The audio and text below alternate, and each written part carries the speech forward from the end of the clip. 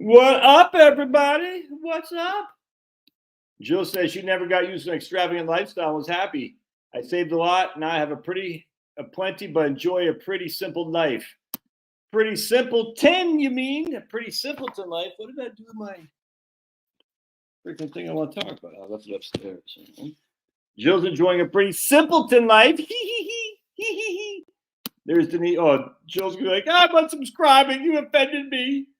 There's Denise. Almost missed live and grossing the investment course material. Why do you say laugh out loud? That's not very nice, Denise. That's implying that it's not very exciting. Okay. That's not cool. We got Guyana Spice. Send all illegals to Puerto Rico and U.S. territories by ship after ship. They can live off the land, build their own shelters, grow business, defend USA in public Pacific Ocean. Then this person says, why have others had their pensions stolen in the past? Please don't say it's not true. Good luck. I don't understand what you're saying. Bruce Smith, crushing. Why do households draw down their wealth so slowly? I like the idea of all illegals going to Ukraine to fight Russia. No, I don't. Fear of eating cat food. All right, there you go, Andrew. Brad says, for some of us, it's because we saved for 40 years. It's tough to give up that mindset. Plus, we already have bought most things we need. Ooh, that's good. That's good. Yes, sir. All right. I may buy a new vehicle this year, the first in over 20 years. I think if you don't have a grasp on your finances, it's easy to play the beast too safe. 100%. Look at Vaughn. Vaughn's crushing. John Porter's drunk on the porter. Eat, Santa, eat. Who knows where that comes from? Eat, Santa, eat. Let's see. I'd probably buy a Toyota, dude. You still can't go wrong with a Toyota, especially the Toyota CEO crushes. Love that guy. The sale of electric vehicles were up 1.5% in the Q4. Yeah, they've reached their jump the shark thing. That's just a fact. So look for the electric vehicle market to be slowly at first and fast, and it's done. It's done. You can wrap that sucker up and send it packing because all this money we spend waste. No one's buying it. When you say no one, there are people who buy it. Every now and again, people say, I know. I'm like, okay, that guy bought it. It's stupid. And here's Linda. She said she budgeted for her pension. The rest of the savings, I haven't found what I must spend that savings on. 100%, Linda. Like, I mean, someone to offer me $1 million for my dollars for my dogs, I say no. Because I literally don't have much of a need. I don't want to fly in a private jet. I don't want to own a private jet. I don't want to own a yacht. I don't want any of that crap. You know what I'm saying? I mean, I don't want a second house. And it's okay if you have these things. I'm not yelling at you. For me, I have no desire for any of that at all. Don't want a new car. Don't want new underwear.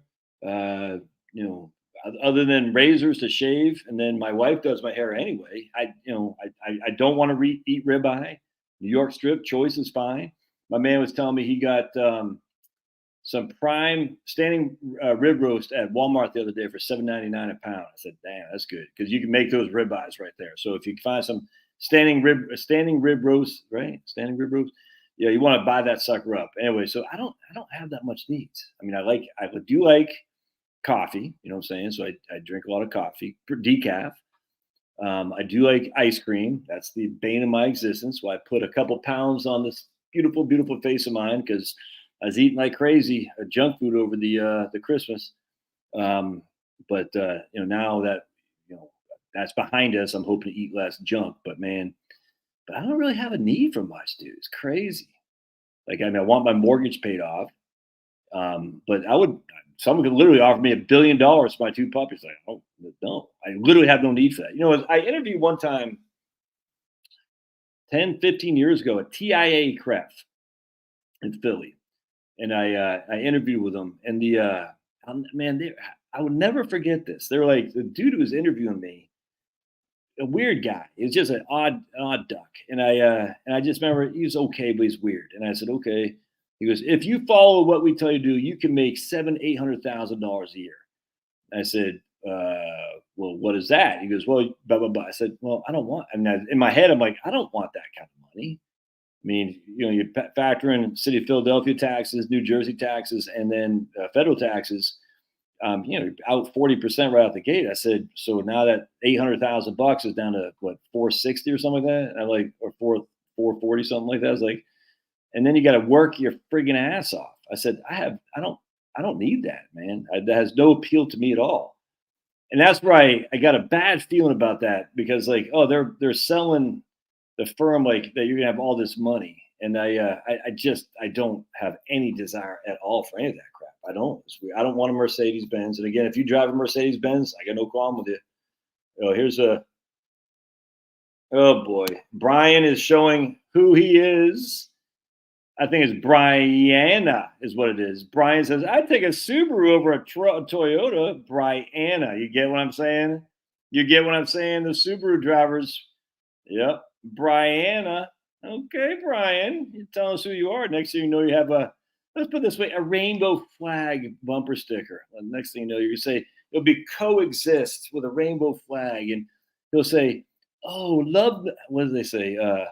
Love is love. That's what Brian's going to say on his Subaru. That's funny. The older I get, the less I really want and need. What I'm saying. Had a great review with old Josh this weekend. Loving retirement. Thanks, Mom. During our adult years, says Denise, we spent the first 22 years accumulating stuff, the next 22 years enjoying stuff, and the next 22 years trying to get rid of all your stuff. Man, 100%, Denise. 100%. Originally, Toyota was named Toyota. Yeah. Standing rib roast has the bones. You're paying for the bone weight too. Yeah, but it's $7.99, dude. Right? Freaking pulverizer. Always got to rain on my parade, dude. Literally pulverizer. Always got to rain on my parade. I say the moon is up there. He'll be like, oh, the moon's over here. All new car manufacturers are going to be hurt, and MSRPs have gone up 36% since 2019. Average car payments are $762. Yeah, but that's on finance. I bet if you did a study on that, Brad, I bet their leasing is through the roof now. You know what I'm saying? It's a perpetual annuity for car dealers. I mean, if you think about it, a car dealer leasing is it's genius, man. I'm just gonna come up here. I gotta find my paper I want to share with you guys, and I left it upstairs. Friggin' idiot. So you're gonna get a little taste of my house here. Hang tight. I just had this paper. Hold on, everybody. Hold on. It smells good. I left my paper up here that I was wanting to do my live stream on. I want to say hi there. There's Maddie. There's Madeline. And Maddie's crushing. She's nervous. Got her first job. She's starting. Anything you want to say? Are you reading? Anything else? No? Cool. What's up, Mads? So Mads is crushing. Hold on just a second. How's that taste? Pretty good, isn't it? Yeah. Never go wrong with Heinz 57 sauce, that's for sure. Love me some Heinz 57 sauce. I love supporting Teresa Heinz, that fool. Teresa Heinz and John Kerry. It was my boys, Teresa and John. Big Mike, she's going to be running, huh? I don't think she's going to. I don't think Big Mike's going to jump in. I don't think she's going to. I think she'll know she'll lose. I really do. I think she knows she'll lose. I don't think people are always inclined to say, oh, she's a black woman. She's going to run. I think I could be wrong. Maybe I'm living my own bubble. I just don't think so. I think people are more pissed off about immigration. Did y'all hear about Andrew Cuomo?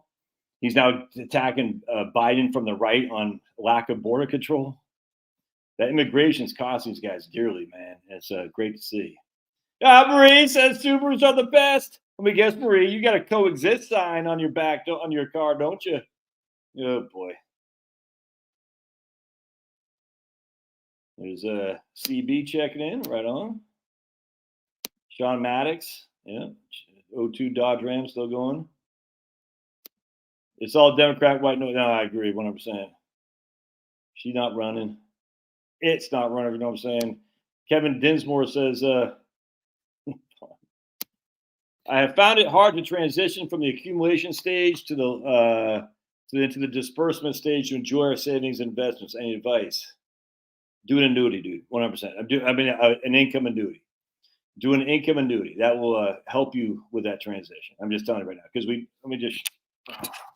All right. So for you guys who've got my course initially, the locals people I gave access to my course, you'll see this right here. I'm redoing the bonds part of it. And the reason I'm redoing the bonds video, and I'd probably just leave it both out there, frankly, is because the man made a pretty good point. He said, I said I was going to talk about the difference between current yield and coupon, and he said, I don't think you did. I said, oh man, I wanted to do that. So I redid the bonds video, and I'll post that here later on tonight. I'll probably just leave it both out there for people can watch both. But anyway, so what's that guy's name who just said that? I forgot his name. Hope y'all can still hear me. That guy made a good point though.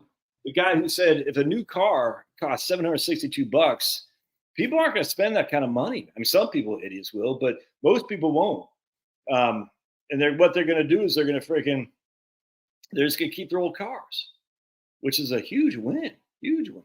There's Kevin. No, I'm saying the other guy who said about buying a new car. People like $762 to buy a new car or just keep my old one. Yeah. No, wait till you have 4 kids who are driving. All right. So Chloe's got our Mini. Maddie's got our VW, the newest car. Kevin's still driving our 2012 Toyota Highlander. And Charlotte drives the Dodge, what the hell is it, Durango or something like that? Yeah, look at Denise, her Mazda. Am I dyeing my hair? If I dye my hair, would it look like this? Dishwasher. Denise still drives 35-year-old Mazda. Yeah. All right, so going back to what that guy said, Kevin Dinsmore. You people that own a Toyota just don't a good car when you see it. Know a good car when you see it? Says Brian Anna. I'm going to get an email from Brian said, I'm no longer subscribing. You made fun of me. Actually, most men aren't like that. All right, just FYI. Most men aren't like that. So that's why when my man Dougie sent me that email because I made fun of him, I was like, dude, but I was still to this day I'm stunned. I'm like, I can't believe it, man. I'm just like shocked that a man would be that. It was weird to me. So if Brianna is going to be like that, he won't be. It's the minute we're done with this thing, we'll go back to calling him Brian. We're still going to bust on Pulverizer. It's so easy because we don't even know Pulverizer's first name.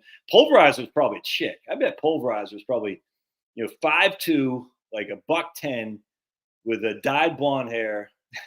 It shows up. Oh boy.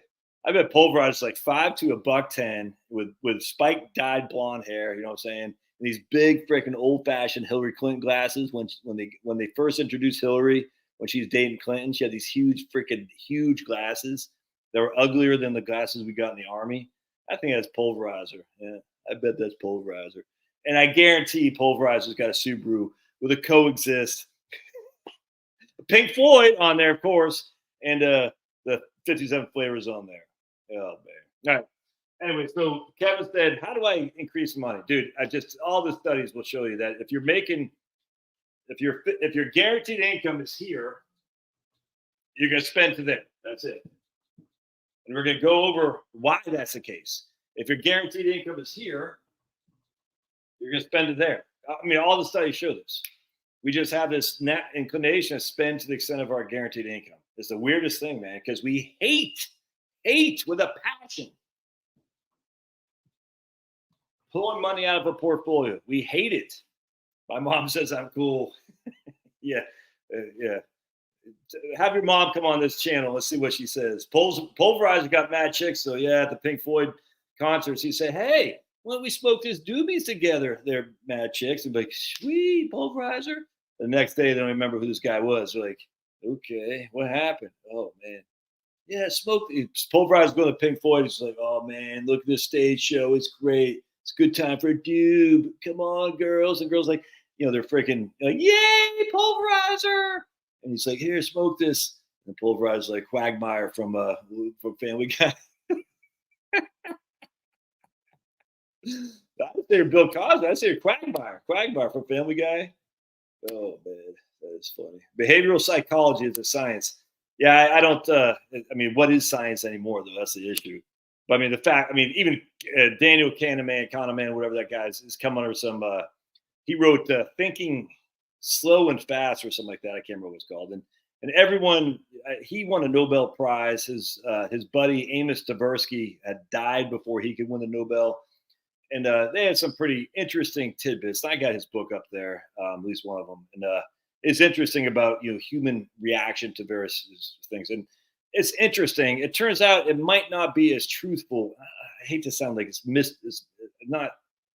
It might not be as scientific as otherwise perceived. There's a guy named Dan Ariely, Ariely at Duke, who does this behavioral finance, behavioral psychology stuff.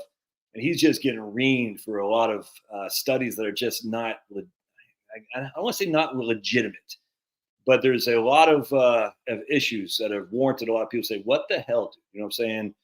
And the psychology of money, I don't know who wrote that, but but I mean, but the thing is, so Dan Ariely, there's a lady up in at Harvard, I think it was. She got fired, a business professor. Basically, her thing was if you if you put if you're signing like an insurance contract, in the first paragraph you say, will you basically be legitimate in your answers to these questions, yes or no? If you say that in the first paragraph, people are more inclined to be truthful than if you say it at the bottom of the contract, if that makes sense.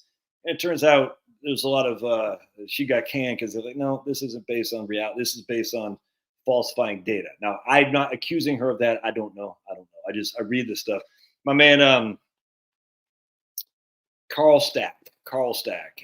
He actually got a big. He's the guy who took out. It wasn't Chris Rufo. He took out Claudine Gay.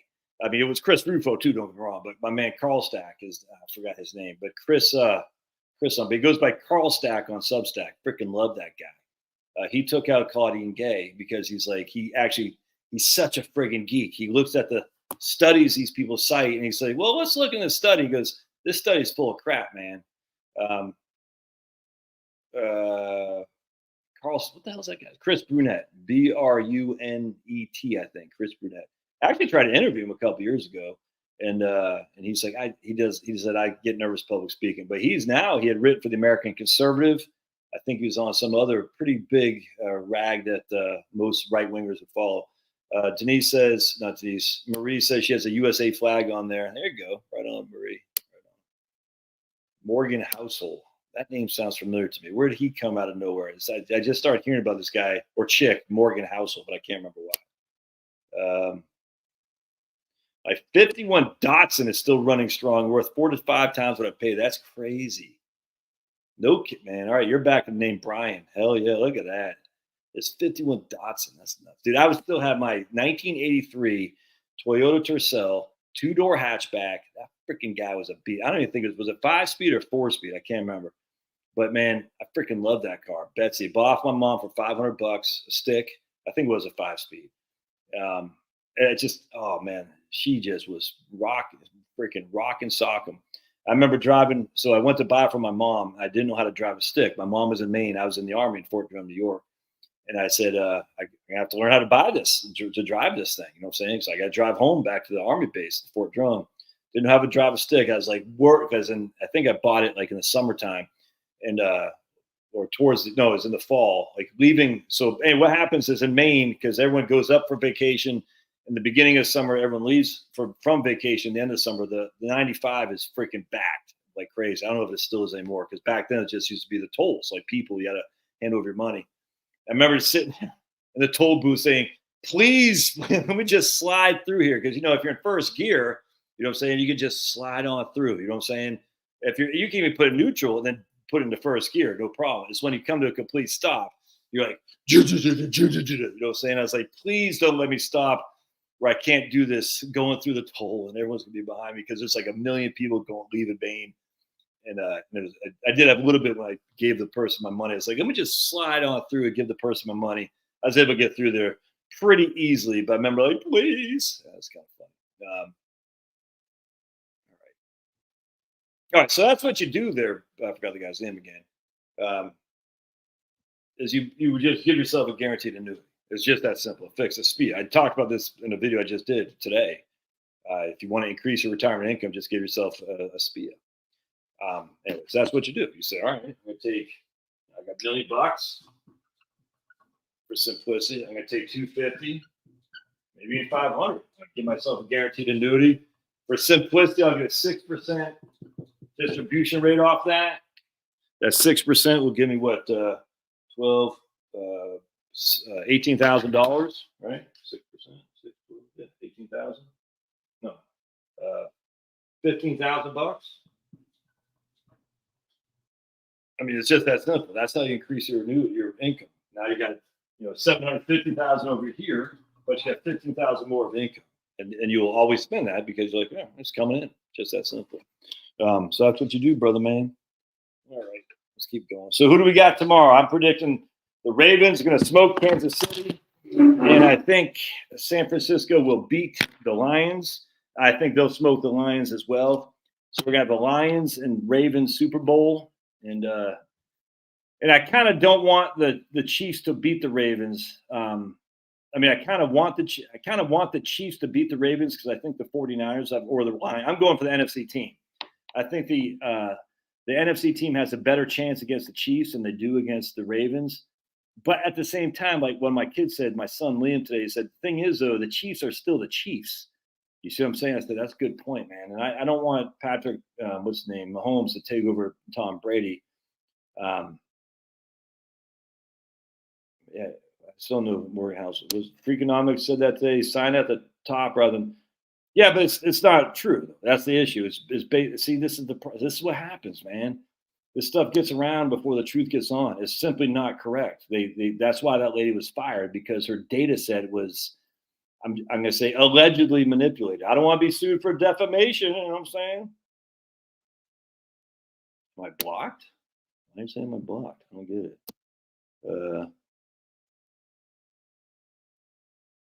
No debt at all, says Clyde Adams.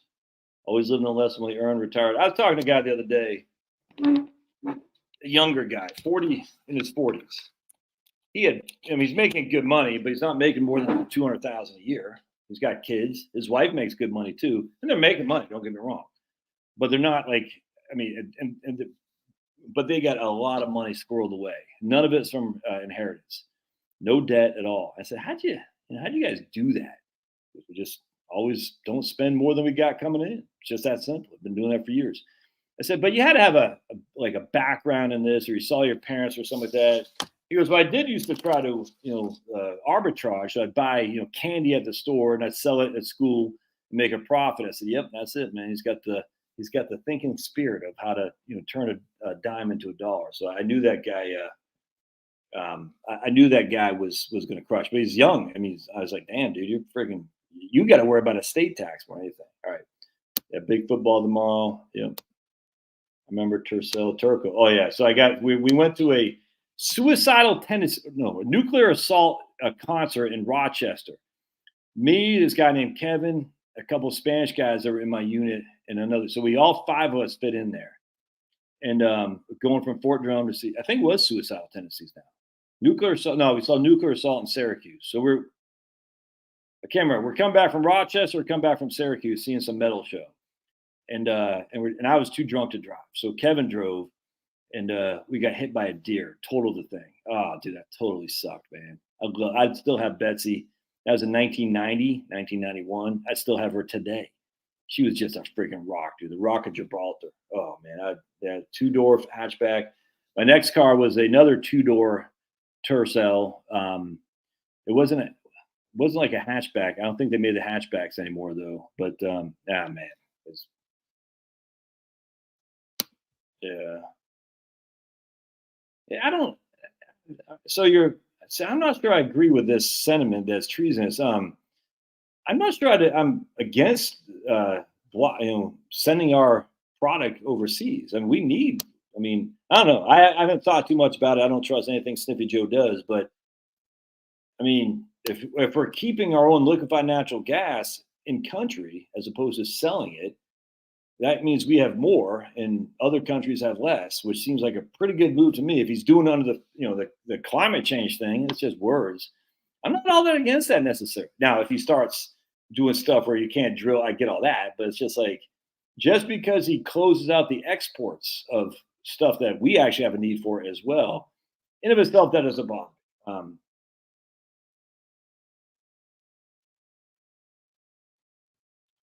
Uh, Behavioral finance. Look at friggin' Thomas Sowell. What's Thomas Sowell doing on my YouTube channel?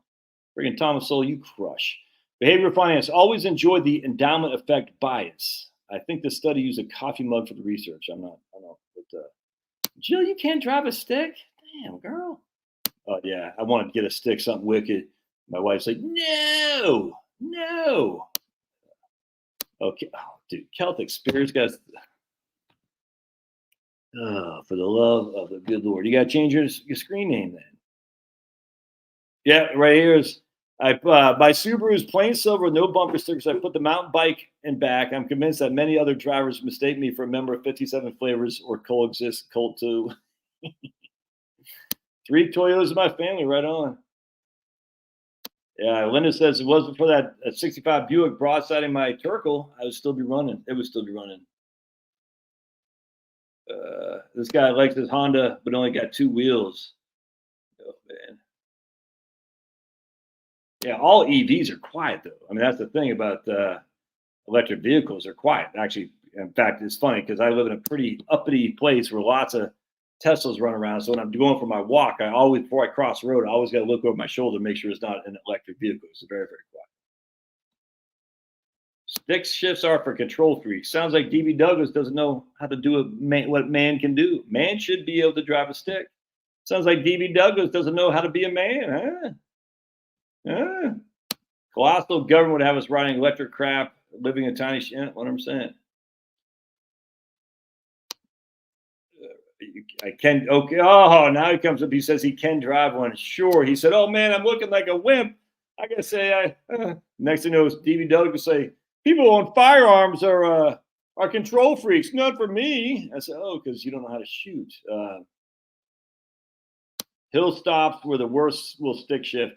And then hill stops with ice. You know what I'm saying? If you're going up a hill and it's like icy or something like that, you're like, oh no. With annuities, have any ever been defaulted? I'm sure some have, but yeah, Kansas. I want Ravens and Lions.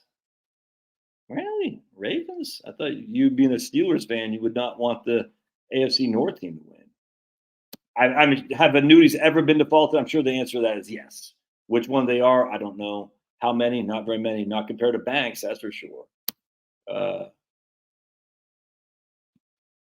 Dude, psychology used to get all of you. All right, come on. You're you don't. All right, see, this is kind of holier than thou stuff here, sister or mister. Now you're starting to preach a little bit, and all of you to believe in the fall of space. Globe heliocentric model, shaking my head indoctrination from childhood. Look, I don't think we landed on the moon, but come on, man. You can't yelling at people because they believe differently isn't a way to get people's minds to change. All right. How you get people's minds to change is make fun of the current thing. That's what you do. You laugh at it. You got to be funny. Humor runs things. I'm telling you right now. All you're doing is you're creating people that create in their own little bubble and say, "Oh no, I'm not going to hear anything differently." But you got to make people laugh. That's why Owen Benjamin, with all his faults, is so effective because he is funny. Funny itself. Mark Stein, remember Mark Stein? He's going finally through the lawsuit with Michael Mann. Funny. You got to be funny, man. And that's why I hate to say it, but a lot of Christians, well-meaning, but I think they're going by it wrong. In fact, I just got a text last night from a good friend who's a Mormon. Who's no longer a Mormon anymore. And he texted me a pint of Guinness, and he was quite devout. One of the most devout men I've ever met. A bunch of kids, good-looking wife, just like all Mormon families. I said, "What are you doing?" He goes, "Man, I'm drinking a Guinness." I said, "Why?" He goes, "I remember you talking about Guinness, so I want to see what it tastes like." I said, he goes, "Yeah, I'm not Mormon anymore." I said, "What? Can't believe it." I said, "Why?" He goes, he said the SHIT is fake, man. Or, you know, that's what he said. He goes, that SHIT is fake, yo. I was like, never heard this guy cuss before. He never drank. And I was like, what? I mean, I was stunned. He goes, yeah, the internet's bad for Mormonism. And I said to him, well, the internet is bad for the moon landing proponents too. My wife got a chuckle out of that. She goes, it's always the moon landing. I said, I know. It's always the moon landing. But I was kind of disappointed because you could see it right there. He's going from, and I'm not saying he's not a nice guy or anything, but just, you know, cussing, you know, kind of going back to a little bit more the cool kid way to talk. Like that SHIT is fake, yo. I was like, what? This guy? I was like, dude, what's going on here? It's weird. And you know, it just shows you that even if he was believing something fake, I'm not saying that. He had a more righteous mentality of his living, and now he's believing what's real, supposedly. He has less of one. And I just, in terms of the way he came across, you know, I was disappointed. I'm not going to lie to you. And I told him, you know, I told him, give me a call next week because I want to hear his story. You know what I'm saying? And very disappointed, actually. Look at Tom Soul. Tom Soul's giving me $5, man. Thank you, Josh. Great point that any cuts in Social Security hammer GDP. Right on, Tom. Put me in your next book, all right? Anyway, I was disappointed, man. And I completely agree, man. When you are lied to by religious leaders for years, there's a boomerang effect. Imagine being lied to and then being molested by one too. You know what I'm saying? And then the Catholic Church was. This is Catholicism. I'm talking. No, this guy's a Mormon. I don't know what the hell Mormons did. Imagine being molested by one, and because that's where many 57 flavors can become Catholic priests, if you know what I'm talking about. And they took advantage of it, and I think it's all designed like that in terms of allowing evil to work its way into the church to get people to turn away from the church. And the problem is this is Catholics now. We have a pope who's completely just not even oblivious. He's allowing this agenda to happen. It's insane. Hey, all right, Marie, good. So you gotta let me know what it's like. Yeah, you know, it's funny that you know, because my aunt posted something that there are more non-religion people in America or something like that than religious people. That doesn't bother me. I said, just because they're non-religion doesn't mean they don't believe in a creator. You see what I'm saying? You know, maybe even non-denominational. Yeah, I don't think South Park ruined Mormonism for him. This is a more recent deconversion, if you will. I was raised Catholic. Josh was right about the Pope. Oh, yeah, the Pope's. I mean, I don't think any real Catholic would say this Pope is a force for good. I don't think he's certainly not God's ordained. I don't care what anybody says. But anyway, so I think what happens is just because you're not religious doesn't mean you don't have a faith in the big guy upstairs. Because my religion is lessened, but my faith is growing every day. You know what I'm saying? And what I mean by that, it says, I think God is beyond religion. I'll just put that way. I do. God is so big. And I still think Jesus Christ, without question, was killed on a cross and rose again from the dead to open the gates of heaven, 100%. Absolutely. But that wasn't Christianity back then. That was Jesus, the Son of God. You see what I'm saying? So I don't think, you know, I'm still a Christian. I mean, I follow as best I can Jesus, don't get me wrong. But I don't think, you know, they used to call that the way before Christianity came. But I don't think necessarily that just because you're non-religious per se, that means you're an atheist. That's what I told my aunt. She goes, that's a good point. Because I think a lot of us see things like this. We go, oh my goodness, you know, they're going to convert to Muslim or they're going to become an atheist. I don't think so. I mean, I think some could convert to Muslim. I think Muslim has an appeal to people who need strength in their life because Christianity, and at least mainstream Christianity, has gone from strength to real weakness. I think Islam, to its credit, it says no. I mean, the real Muslims who are practicing, you know what I'm saying, have stood on their faith and said, we are strong. And I think and I don't think Muslims Like, look at Iran and Pakistan now battling. The whole thing that Muslims are going to unite to kill us. I find that so stupid. They can't. It's like Christianity. We can't unite each other. We're not going to. Anyway, the point being is, I think at the end of the day, a lot of the people, the Christians who convert to Islam, convert because Christianity is so weak lately, if that makes sense. And it really is. And there's still tons of Christians crushing. I just posted something on my Facebook page. This lady who, let's put it this way, instead of injecting children with various things, and this isn't COVID related, it's other various things, she was given homeopathic medicine, as the parents agreed to, by the way. The parents knew this. And she got fined by the state of New York $350,000. And she's freaking kicking ass and taking names. And my man Jeff Childers over at Coffee and COVID blog posted about her, and I just donated $52 to her because I said, "Man, you're crushing." And she's a big time Christian. I'm killing it. She's freaking awesome.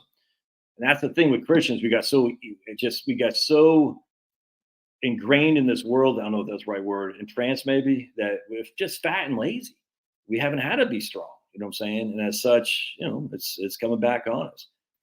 And I think men in particular need to revisit their strength and to reclaim their strength. Because, I was listening to Owen Benjamin's talk about that movie Nefarious. I haven't seen it yet. It's on Amazon. I'm gonna watch that when I'm done watching the show. I'm watching tonight. I watched a little bit yesterday, called the Nest, which is great because it's about this guy who pretends he's all of that in a bag of chips to his wife, but he doesn't have a pot to pee in. And I hate guys like that. Like, I'm so rich. Look at me.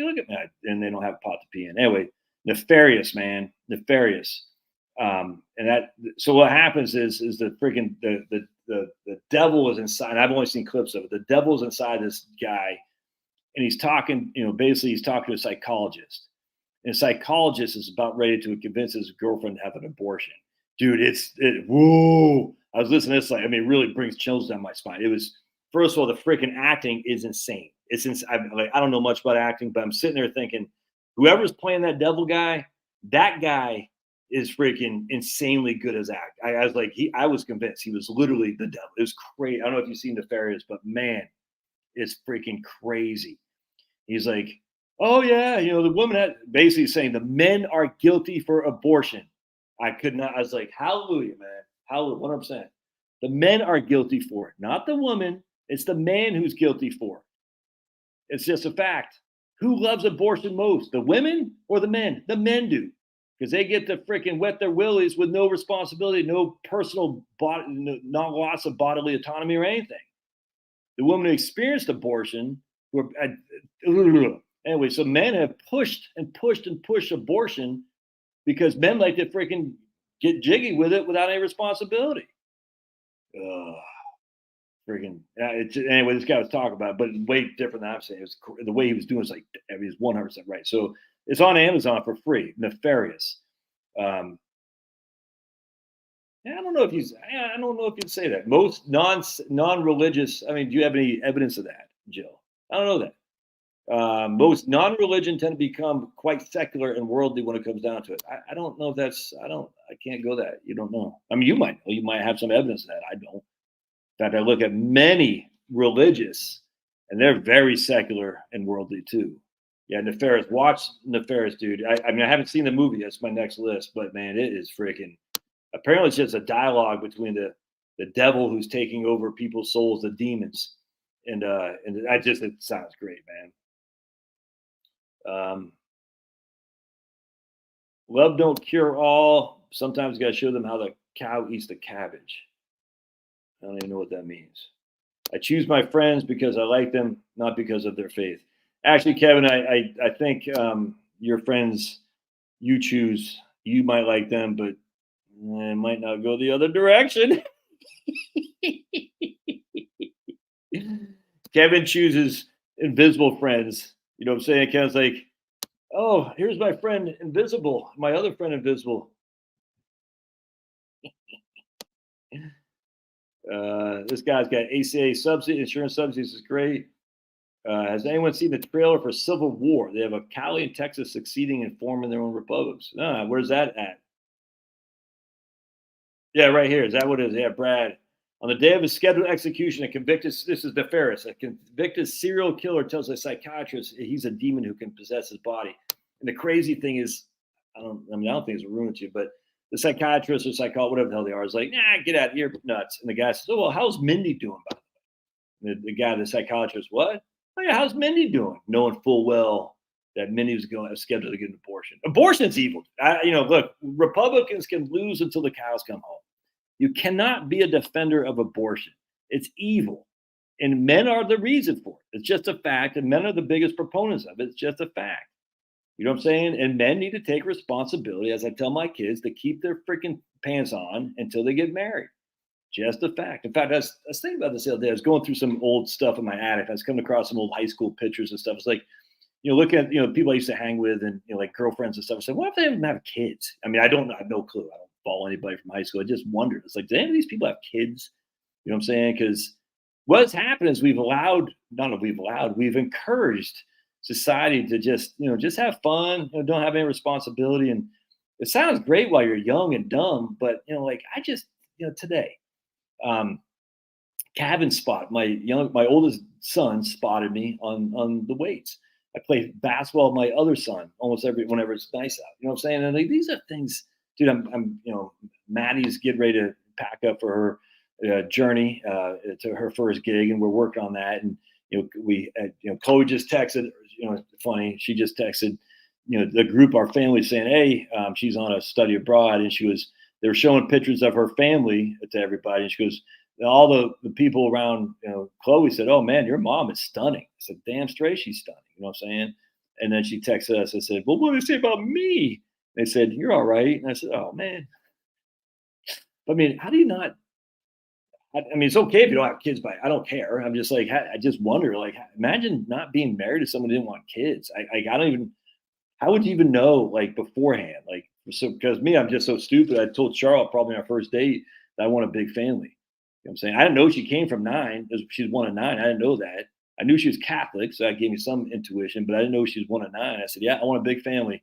And basically, that shuts a lot of girls down. They're like, "Hell no, I don't want that. I want to be like that stupid chick from Facebook, Cheryl, whatever her name is, Sandberg or something like that." All right.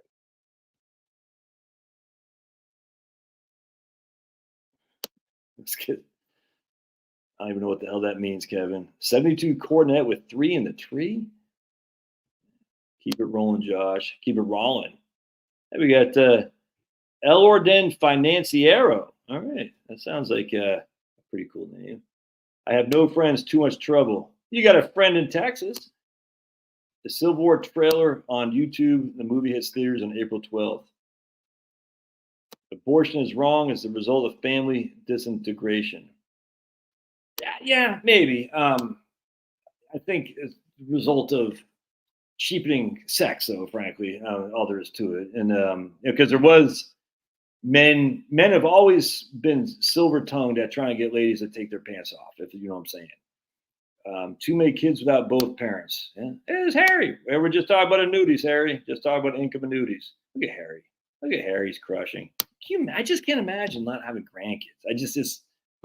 And I was talking to a guy just yesterday who lost one of his kids from meth, and he's got a second kid that's in a bad place, but his son is crushing. He's got grandkids, and it's like it's worth the risk, man. Having kids, freaking worth the risk.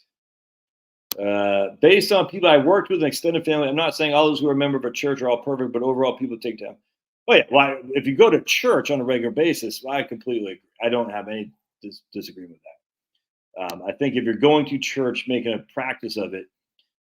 But this guy was, dude. This guy was not only going to church. And Mormon church on Sunday is a day commitment. I mean, it's a great guy. And I'm just like hearing him cuss.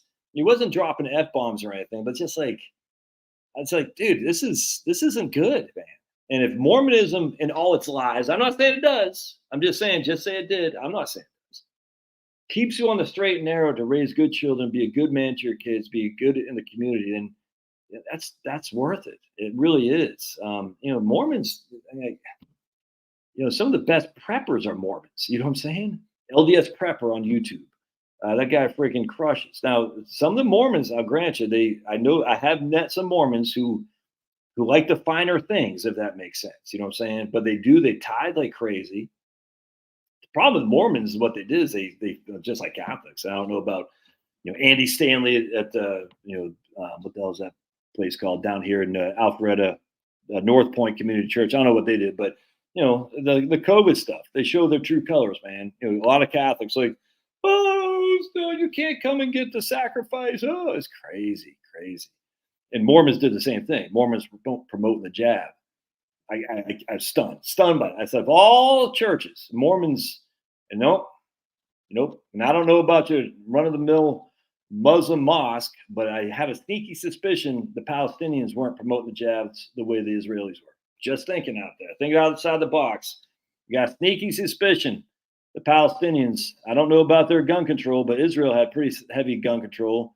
Got a sneaky suspicion, and I do know this, that Israel is probably one of the gayest countries on the planet. And I don't think Palestinians are the gayest on the planet. All right, so we're 0 for 3 there in terms of saying how bad the Palestinians are versus how bad the Israelis are. I'm not saying Israel's bad. I'm not saying they deserve the Hamas thing. I think the Hamas thing was set up, dude, 100%. There's no way in God's green earth that just happened happenstance. No way. I'm sorry. No way. You know what I'm saying? What was the end result? I don't know. But I just telling you, no way that just happened. It did not happen like that. Hand gliders with AK-47s. Come on. All right. So let's three on the tree is as I stand before your times. As I stand before man. Cows come home but won't eat cabbage. Man, I don't know, man. Cows come home but won't eat cabbage. That means something to somebody. You could still pull chicks. You could still pull chicks now, Josh. Oh, the young ladies, you mean? Oh, yeah. I don't think so, man. Jeez. I'm not getting anyone hotter than my wife, if you know what I'm saying. My wife's pretty freaking smoking hot, dudes. I'm just telling you right now. It's like, she don't look like she's 49 years old. You know what I'm saying? And she's smart. She's funny. I was able to convince her to record. It's funny. She is 100% more anti-vax than I am. And if you would have told me that pre-2020, I would have thought you're nuts. You know what I'm saying? And now she's listening to Mark Stein, on his Facebook page where they're talking about the Michael Mann lawsuit against climate change. Is great. I was like, damn, my wife is crushing. It's fantastic. 3 on the tree is a column shift car. Had a 1968, was that a Ford F-100? That was a 3 on the tree. Column shift car. Exactly, dude. 3-speed shifter on the steering column. Oh, really? It's not down here, but oh man. Oh, boy. Harry says he knows a thing or two about annuities. Lots of Mormons? No, that can't be.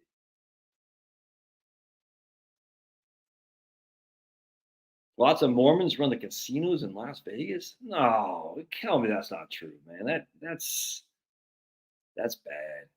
3 on the tree is a basic H pattern, just not on the floor. Okay. I've never seen a correlation between being religious and being materialistic. People just either are. I completely agree. I think that's true. I think at the end of the day, church-going people, 100%, regular attendees of church are probably going to be more religious than non-regular attendees of church, 100%. In terms of their faith in the supernatural creator of all things, I think they'll probably be more faithful in that too. I don't have any qualm with that. I think the general population, though, who goes to church every now and again, the general population who doesn't go to church every now and again, I think the general population has probably the same faith in a supernatural being. They might not fall suit for the Christian Orthodox way of thinking, because what is the Orthodox way? There's only one Christian way, that Jesus rise from the dead. That's it, man. Now, it's funny because just going through your old Bible, Elisha was a baby from the dead, and then we have other people raised from the dead. That is in the Old Testament and the New Testament. This is the fact. But just going through the Old Testament, it's like 3 people already raised from the dead. Elisha raised one, a baby from the dead. I just read a couple of days ago about someone else being raised from the dead. I can't remember who the prophet was who did. I forgot. Maybe it was Elisha. I forgot. Anyway, point being is just because you're raised from the dead doesn't mean you're the savior. You know what I'm saying? So, but we have Matthew, Mark, Luke, and John. Remember the Gospels: Matthew, Mark, Luke, and John. All right, those are the Gospels. and a lot of similarities between their stories of Jesus. There's some differences too, and I think for those of faith, I think they need to look into the apologist side of a defense of Christianity, because you can be quickly swayed against your faith by having a guy like Bart Ehrman, who's freaking brilliant. I love Bart. That guy crushes. But he can pretty quickly interject some thoughts in your mind that you were not privy to before, and all of a sudden you're like, oh, it's all a lie. And now Bart Ehrman doesn't say that.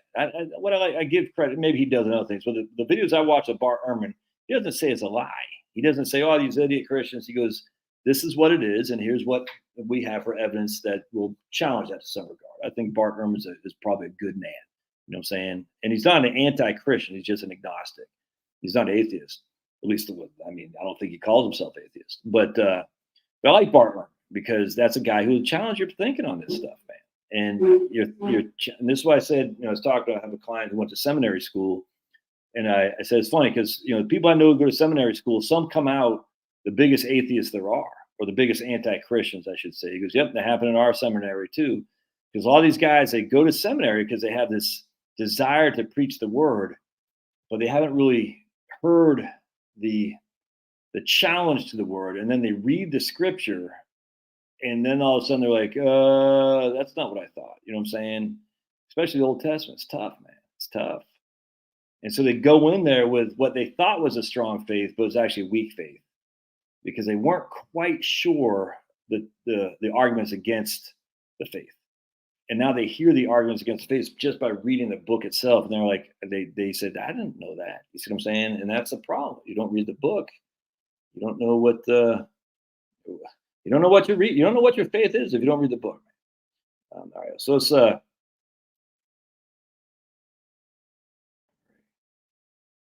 of Mormons. Is that true? Well, we didn't have a car till I was freaking 12 years old, Andrew. So come on, jeez. So we didn't have a TV, or I didn't have a TV till I was like 9. Didn't have a car till I was 12. So I was born in 1970. The first car my dad had, this is after my parents split.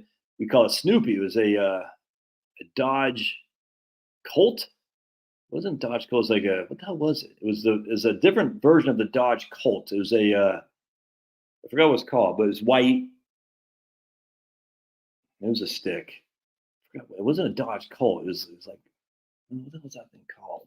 I forgot.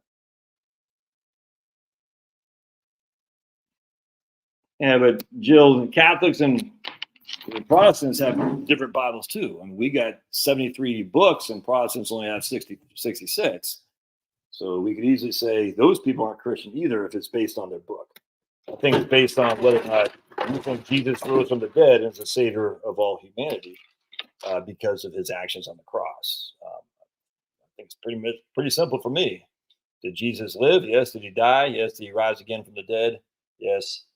And did he foretell that happening? And if so, I think it's pretty simple to say I'm Christian because I want to throw in with that guy. Now, if you do believe that, as Satan knows that Jesus is profound, just because you believe that doesn't mean you're Christian. I mean, because Satan is not a Christian, but Satan knows that Jesus is glorified for sure. But Satan certainly isn't a Christian. Satan's like, wow, yeah, I get you, Jesus. But just because I know that you're the Son of God, that doesn't mean that I follow you, if that makes sense. I know, dude. Ooh, let's see if I got any pictures of the missus. Let's see what we got here. She doesn't really like when I take pictures. And then she has this, she's such a knucklehead. Oh boy. She don't like when I take pictures. She's like, yeah, I don't look very good. I'm like, man, oh, by the way, there I am. My last day at Fort Drum, New York, right there. Just getting ready to leave base. Look at that. Your old buddy Josh and my civilians just getting ready to leave. That's February 27th, 1992. I was like, it's going through some old pictures. That's when I was getting ready to get out of the Army.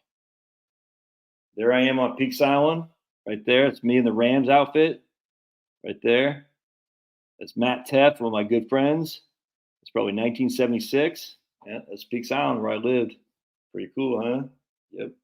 And there I am signing my enlistment termination status paperwork to get out of the Army. Right there. There's your old buddy Josh and the BDUs signing it, saying, I'm getting out. Oh, man. That was a good day. That was a good day. Charlotte can't make an appearance, make Josh look bad. Oh, that's a challenge. That's a challenge. I don't think I got any pictures here. I got mostly just pictures of dogs. Oh, there's me right here. My Uncle Charlie, when he graduated from the Naval Academy. 5 years old, your old buddy Josh. Look at that. It's my Uncle Charlie graduating from the Naval Academy. Look at me. It's freaking handsome. But I knew back then, I said, look, dude, I like the ladies, so I'm not going to the Navy. I like the ladies. Yeah, lots of dog pictures, lots of pictures of the kids. Charlotte doesn't let me take many pictures of her. Look at that. Look at that cutie. He wants to get the sun. He loves getting sun. Oh, my goodness, such a handsome man. Yeah, I don't think I have many of old Char. Let's see. Well, this is a couple years ago. That's us at the Carolina Hurricanes. Going to a Bruins game at the Carolina Hurricanes game right there. And there's my wife on the, like over here, the other side. Without the Bruins, that's her right there. It's freaking hot as, man, tell you what. Man. Let's see if I got any other pictures of the beautiful. Oh, there she is. Us a couple years ago too, in Newburyport, New York, Massachusetts. There she is.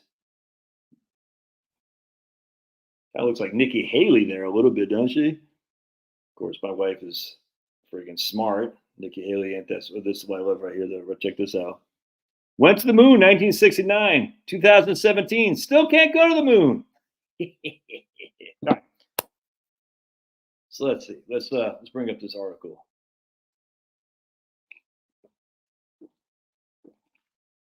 All right.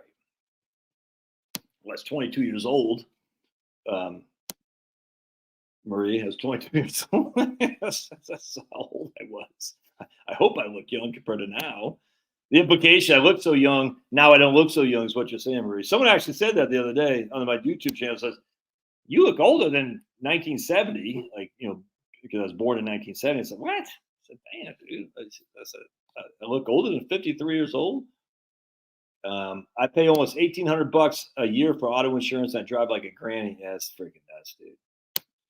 All right, so I want to share with you this article here. All right, let me get my spectacles. Why do retired households draw down their wealth so slowly? I look younger than 22 there. I've always kind of looked young. Apparently not anymore. Apparently I look older than 53. Ooh, give me a break. Maybe I should start dyeing my hair. Maybe I'll dye it yellow. Like I used to be, blonde. I can't do it. I can't dye it yellow. I won't dye my hair. Catholic Bible is original. It has some extra books that Protestants took out later. I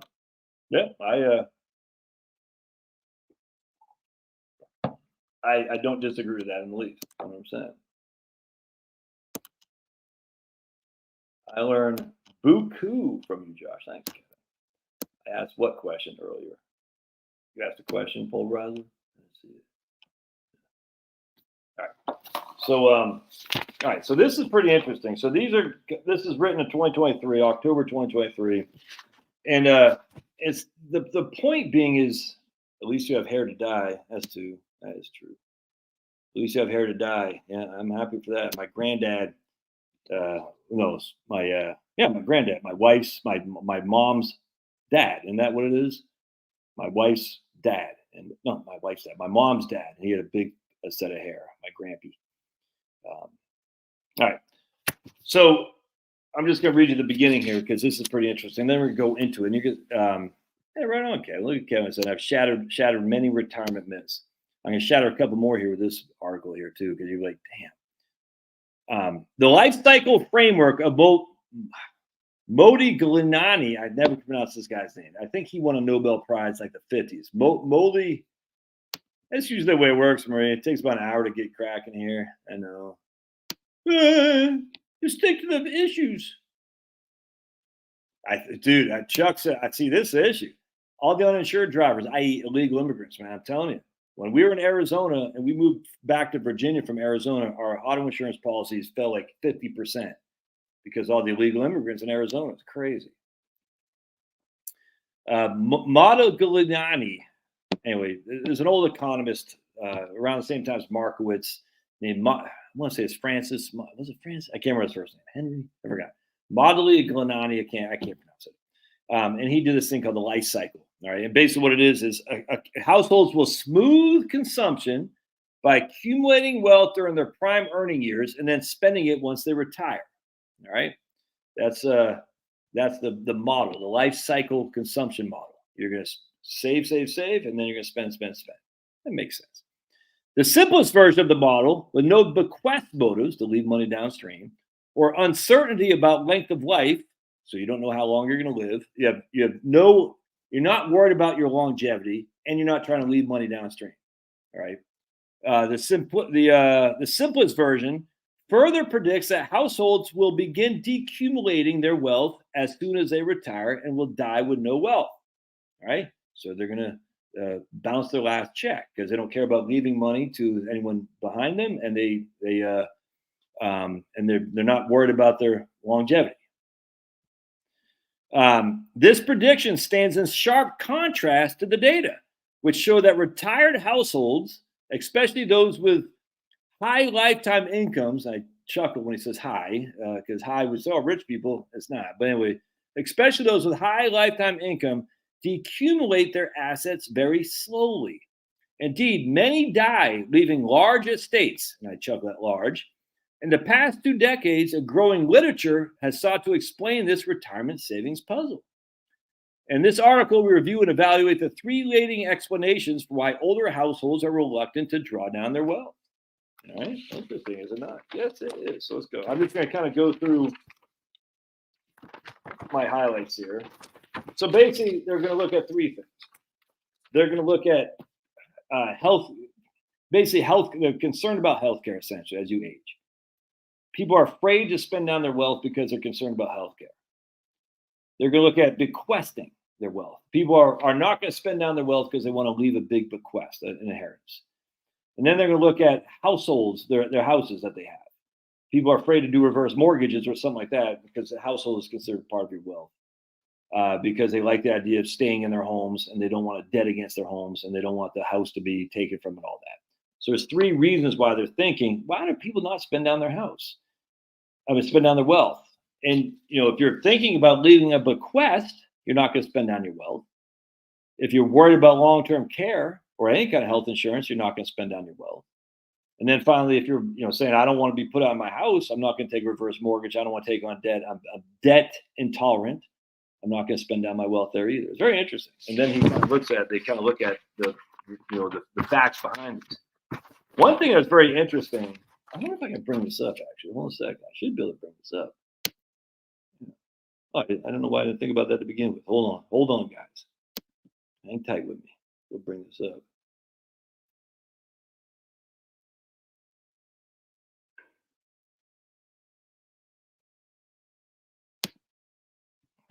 Get the. Right. Oh, by the way, I'm going to try to interview my man Andrew Biggs, here pretty soon as well. Hold on a second. He was on my YouTube channel, actually. He posted something. I said, "Is this Andy Biggs? The Andrew Biggs?" He goes, "Yep." And right here. There we go. Sweet. And I'm going to interview him. And then in a couple weeks, I'm going to interview my guy, Sean Mills from hackmyhomestead.com. He's got an ebook about his off-grid living. And I interviewed Sean a while ago, 3 or 4 years ago, because he's got everything. He's got solar. I don't know if he's got wind, but he's got propane. He's got natural gas, the whole thing. And a great guy. And so he's got an ebook coming out. I'm going to interview him as well about the current state of alternative energy, if that makes sense. And he's off-grid. Is he off-grid? I know solar is not grid-tied. I think he is off-grid, actually. I'm almost positive he is. But it's not just all solar. It's off-grid with other sources of energy generation as well. can't remember, but I think he almost positive. So I'm going to interview him as well for a different thing. All right. So here's the. Yeah, here we go. Sweet.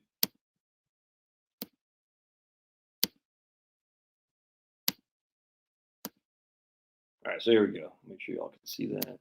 Yeah, sweet. And I put a link in the show notes, I think. So what we're going to do, I'm just going to skip forward to right here, page 94, right, 94, right here. All right. All right. The median 75-year-old right here. Oops. The median 75-year-old in the median 75-year-old in the top income tercile. Now, I didn't know what tercile meant, so I had to look it up. Tercile means it's divided into three, instead of being like quintile, 20%, 20%, 20%, or whatever fourth is, quartile. For quartiles, 25%, 25%, 25%. Tercile is 33%, 33%, 33%. All right, so you got three different groups here. So the median 75-year-old in the top income tercile, top 33%. So the median of the top 33% enters our sample with about $200,000 in wealth in 2014 dollars, while the one at the bottom holds essentially no wealth at all. Over time, those in the top income tercile, now this is the top 33%. This is 33% of the population, not the median of the top 33%. Overall, over time, those in the top 33% of the population in terms of net worth tend to hold substantial wealth well into their 90s. Those in the middle tercile, the second 33% group, display some asset accumulation as they age, and those at the bottom tercile hold hardly any wealth at all. Thus, even at older ages, richer people save more, i.e., they don't spend. It's growing. A finding first documented in 2004 for the whole life cycle. All right, let's keep going down. The right panel of figure 1, let's go to the right panel. So we're going to kind of show you right here. This is the right panel. The right panel of figure 1, I'm not sure which is right. We'll see here. Yeah, right here for couples. This is couples. All right, the right panel reports median wealth for households who are couples in 1996. So they're basically, so what's happening here is anytime we use the HRS, we're following a group of people. It's called a longitudinal study. We're following them from, they're 70 years old, they're 72, they're 74, they're taking Josh and Charlotte. We're following Josh and Charlotte when they're freaking 70 years old, 72, 74. We're following them through the life cycle. That's what makes the HRS very, very interesting. So right here. So here's the right. So the median wealth for households, couples right here. So this is the median wealth. This is the top tercile right here, the middle tercile, and the bottom tercile. And this is in 2014 dollars. All right, the median wealth. All right. So, and the right panel reports median wealth for households who are couples in 1996. In later years, many of these households lose a member and become singles, in which case report the wealth of surviving spouses. So look at that. This is when a spouse dies. Right there, right there. Isn't that crazy? So a single, a couple has more money than singles. And we're going to get into a little bit more here in just a second.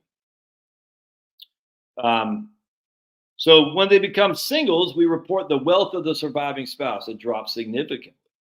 Couples are richer than singles.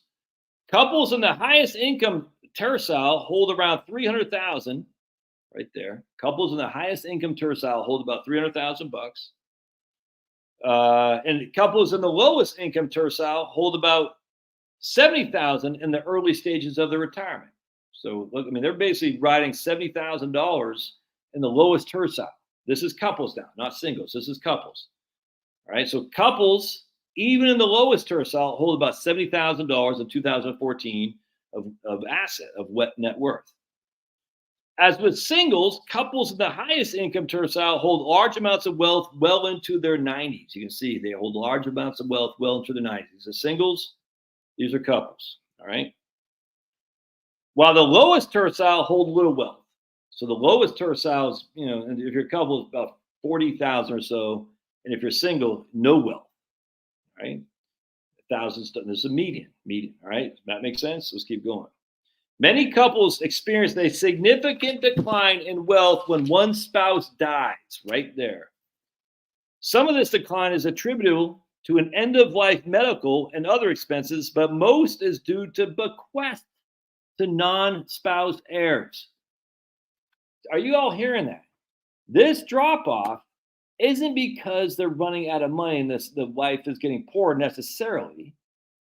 Some of it's attributed to healthcare, but they say right here, most is due to the bequest to non-spouse heirs. Josh dies, Charlotte's still alive, I leave a good portion of my money to my children, and she inherits the rest. But isn't that interesting? It is well documented that health and wealth are positively correlated. As a result, poor people die more quickly, and as a cohort ages, its surviving members are increasingly wealthy. I hope you guys are getting that. It is well documented that health and wealth are positively correlated. As a result, poor people die much more quickly, and as a cohort ages, its surviving members are increasingly likely to be, I hate to say rich, wealthy. Failing to account for this mortality bias will lead a researcher to understate asset decumulation late in life.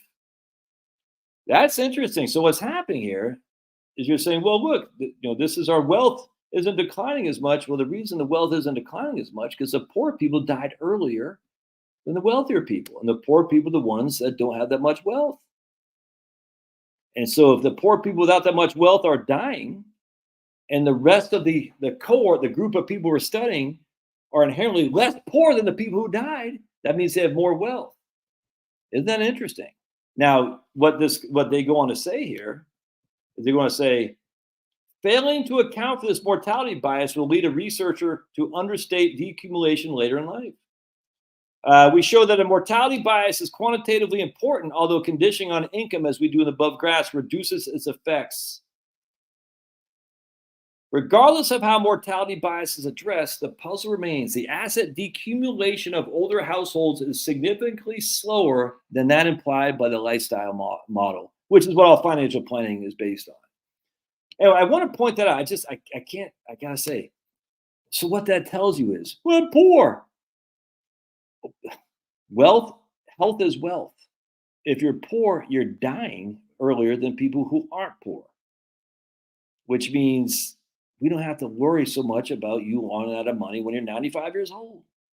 And it even gets better for the poor people here, and I'm going to share with you in just a few minutes. I hope that makes sense, man. If you're poor, you're probably going to die sooner than wealthier people. And you can say that's horrible. I don't care. It's reality, which means you have less life expectancy to have your assets, which you don't have much to begin with, to last. It's a big deal. And then the surviving people, this is mortality bias, I call it survivorship bias. The survivors inherently have more money on average because the poorer people are dead. All right, let's keep going. Precautionary savings motives. One explanation for why retirees appear reluctant to spend down their wealth is that by saving, they insure themselves against the risk and associated costs of living long and having high medical spending. That's what they say. I don't want to spend much because I'm going to live too long and have high medical spending. Let's go, keep going here. I'll show you this right here, this whole thing to 16 more years right there.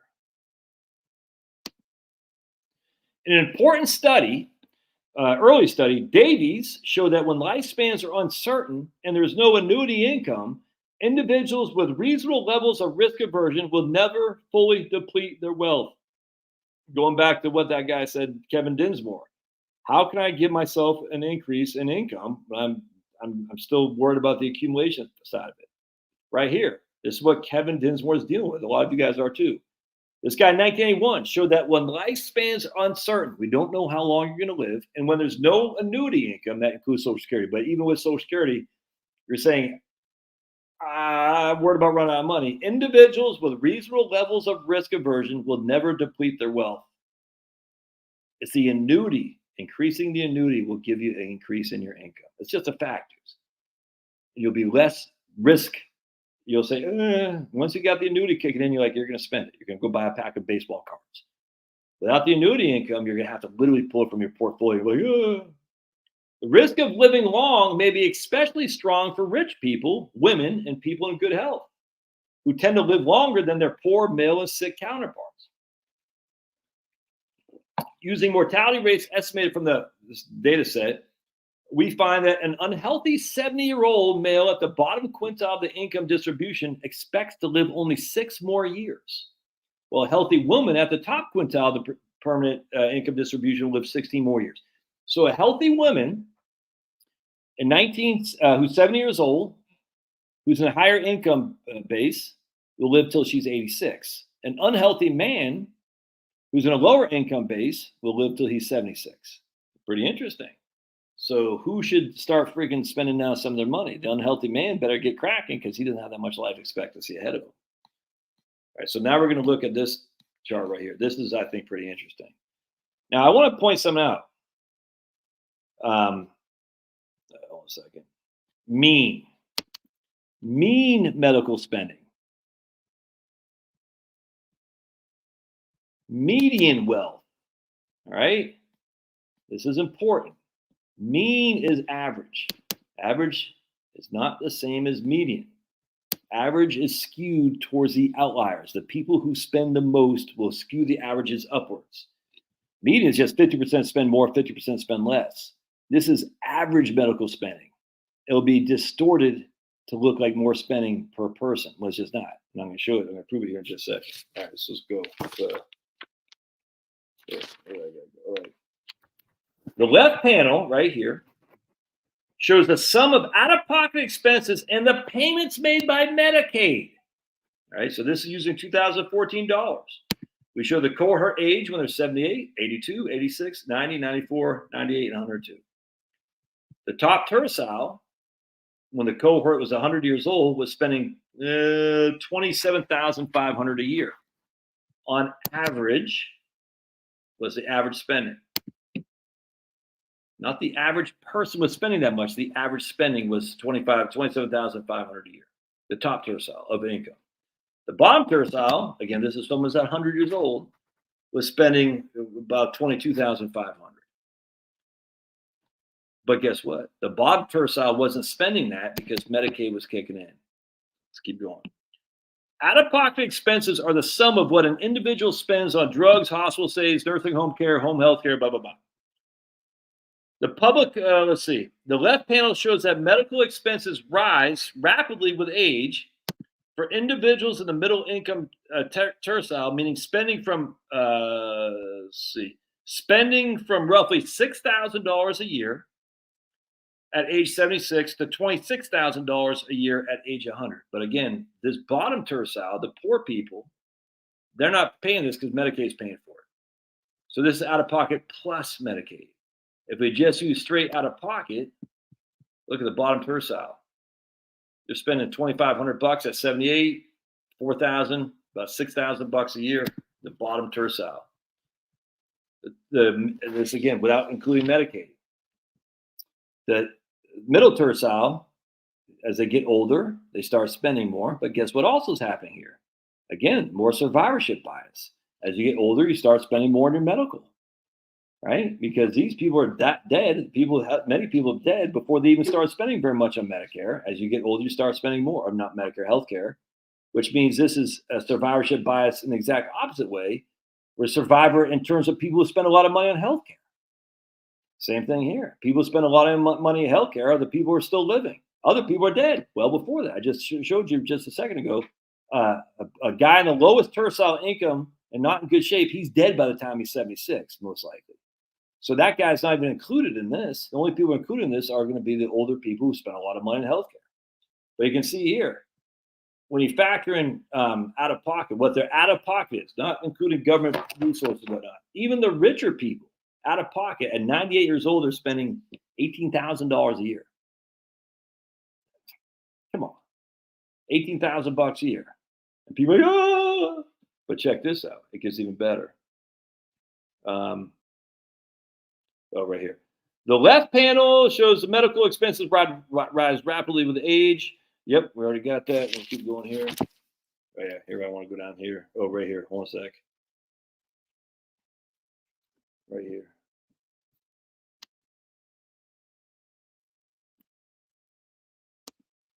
Given that out-of-pocket medical expenditures rise with permanent income, the saving motives that generate should be stronger for those with higher income, causing them to decumulate wealth more slowly.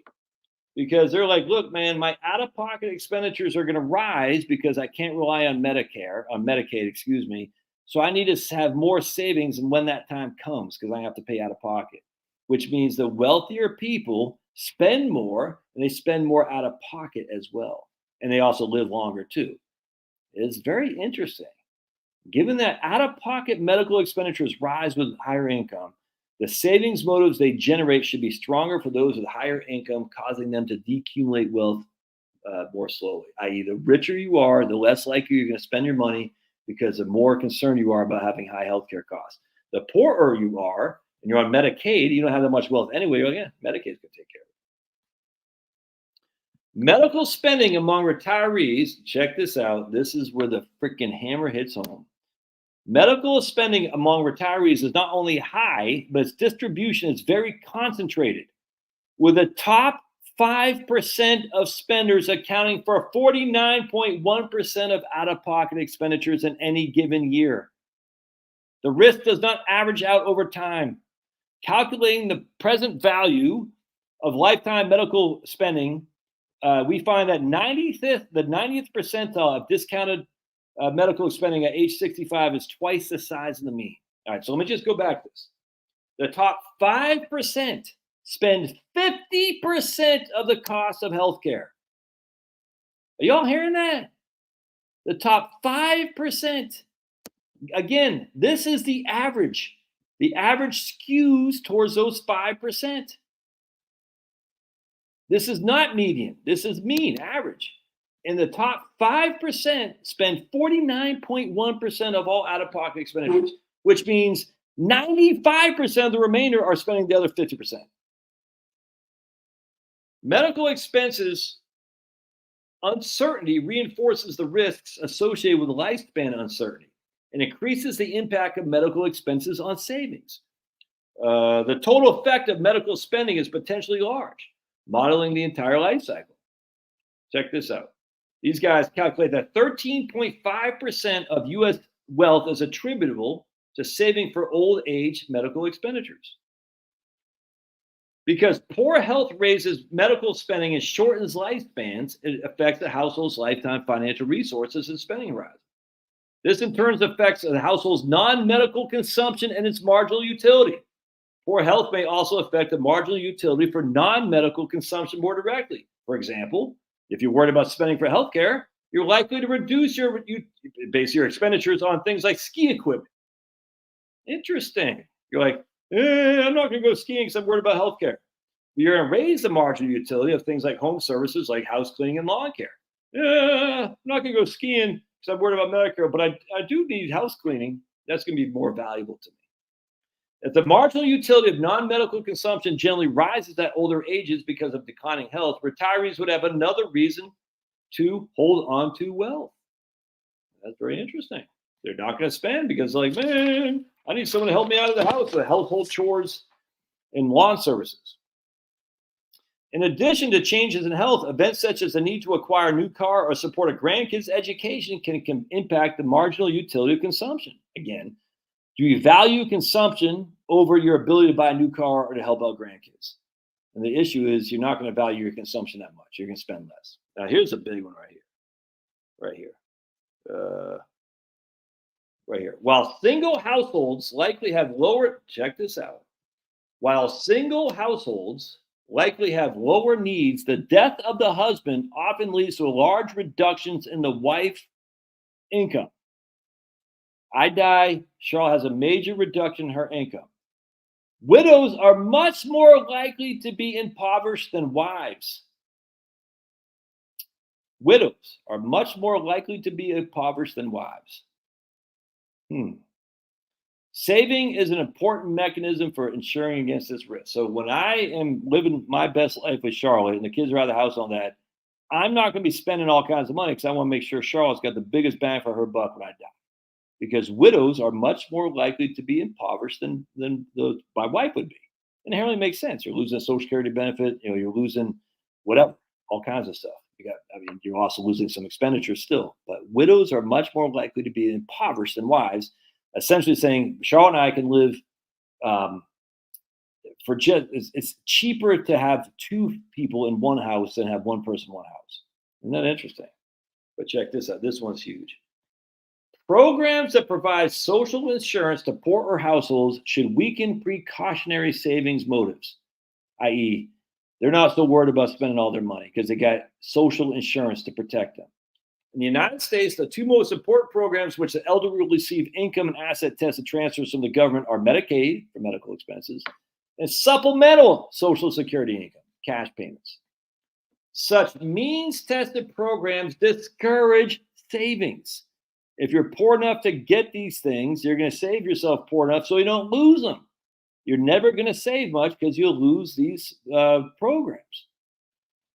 These programs reduce both the average level of medical spending, as we talked about. All right, so Medicaid reduces the average level of out-of-pocket medical spending and the risk of catastrophic expenses. Moreover, they impose a steep implicit tax. When a low-income household receives means-tested insurance, increases in wealth leads to lower benefits, with little, if any, change in the resources available for consumption. Means-tested insurance has the potential to crowd out private savings, especially among the poor. As a result, social insurance programs can help explain why low-income retirees have so little wealth. 100, I cannot stress this enough. So all these idiots out there, look, oh my goodness, you're retired. Let me, right here. Well, they don't have any wealth. They don't have any wealth. They don't have any wealth. They're so poor. It's not fair. It's not fair. The reason they don't have wealth is because they're getting social programs, transfer programs. And if they have any wealth to declare, they'll lose $1 for the social insurance for every dollar of wealth they have. In fact, someone did a study on this that showed that, like, if you're in like welfare right now, if you got like a mom with 2 kids or something like that, I can't remember, you need to be making like over $40,000 to replace your income that you're getting on the transfer programs. And that'd be Medicaid, Section 8 housing, whatever it is. You know what I'm saying? AFDC, SSI, all that stuff. So you're not going to go working for $20 an hour, freaking, going to Dunkin' Donuts, unless you're an honorable person, if you're getting $40,000, the equivalent of $40,000 a year in transfer payments. You're just not. You have this huge incentive to encourage welfare, 100%. And the same thing here. Why would a poor family, people aren't stupid, man. They know. Everyone has incentives. They know their own household. Everyone is conservative when it comes to their own finances. That's what's funny. Everyone is conservative when it comes to their own neighborhood and their own wealth, their own health. Well, not health, their own safety. That's where I was going with that. Everyone is conservative when it comes to their own safety, their own house, and their own finances. Just a fact.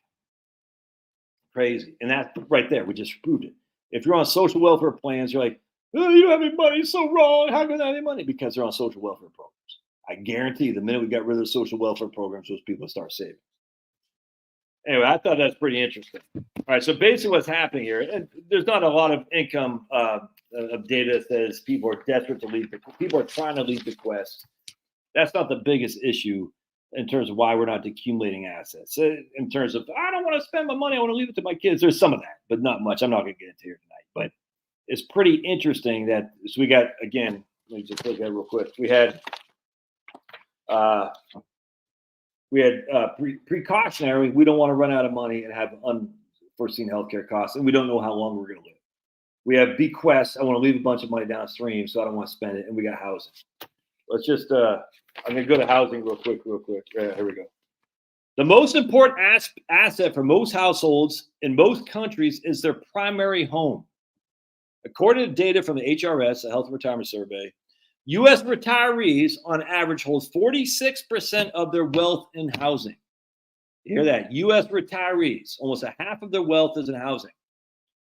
But if you look at only homeowners, 69% of homeowners' wealth is in housing. All right. So you take a homeowner and you say, so a guy who owns their home, 69% of that homeowner's wealth is in their house. It's not in their 401k, it's in their home. The average person, retiree, about half of their wealth is in their house. Isn't that crazy? And that includes renters too, by the way. Housing differs from other aspects. Housing differs from other assets by providing consumption services as well as financial returns. This is what drives me so crazy about the CPI. Housing provides consumption services as well as financial returns. Many older individuals seem to prefer living in owner-occupied housing as opposed to living in rental properties, perhaps for sentimental reasons or perhaps because they can more easily modify their own property to fit their needs. In most countries, the elderly run down their non-housing wealth quicker than they do their housing wealth. So housing wealth is the biggest proportion of wealth, and in most countries, people spend down their financial assets before they spend down their house. The house is your castle, man. There are other reasons why older individuals might liquidate their financial assets before their house. Most of the explanations can center on selling the house, cost of selling a house, liquidating a house entails substantial transaction costs. It's weird. They didn't talk about the pain in the ass it is to move. I mean, I just look at all this. I mean, for us to move, it's going to be a freaking nightmare, dude. In fact, we're moving my mom into the Virginia Mennonite retirement community here in the next couple of weeks. I got to go up to Virginia. Me and my brother, my sister, and we're going to, just clean her house out. That's going to suck. You know what I'm saying? She's been there for 20 years now, and it's just her. But still, even her, my mom, my single mom, she's accumulated a bunch of crap. I mean, we got 6 people living in here. I mean, look at all this crap we got everywhere, dude. Freaking, we're going to have to go through here and just take a fumigator to get rid of it. It's going to be moving. It sucks, dude. First of all, it sucks to move. It's nerve wracking, but then just to clean up everything. Ugh. So a lot of people don't want to move because they're like, man, I'm comfortable where I'm at. Housing assets are often exempt from the asset test. Check this out. Housing assets are often exempt from the asset test associated with Medicaid and supplemental security income. As a result, households that sell their home and convert the proceeds to financial assets become ineligible for those government transfers until the financial assets are depleted. Finally, income from financial assets is usually taxable, but the implicit rent homeowners pay themselves is tax-free. This is what I'm talking about, the ghost income that you have. By not having to pay rent, you don't have to generate income in which to pay that rent. And that income you don't have to generate, it isn't subject to taxation. Implicit income is what that's called, implicit income. The fact that you own your home free and clear means you don't have to pay $3,000 a month in a mortgage, whatever. That $3,000 a month that you have to earn as income somehow, by dividends, by work, is not subject to taxation. That's implicit rent. So your house has a consumption, you live in it, plus a actual return. And not a great return. It keeps up with inflation for sure. Housing is huge. And so in terms of poor people, they don't want to sell their house because then it'll turn into financial asset. They're going to lose their government transfers. And towards the more wealthy people, a lot of them don't want to sell their house because of huge transaction costs and moving is a pain in the ass.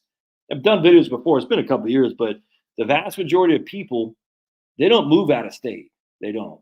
The vast majority of people who move intra-county, if you can believe that. Intra-county.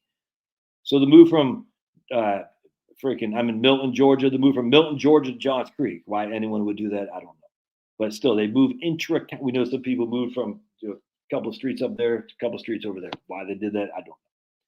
I guess they had a pool. They want to go to a place with a pool. Isn't that crazy? $49K in cash is not a Medicaid disqualification for Medicaid. $49K in cash is not a Medicaid disqualification for Medicaid for, I don't know what that means.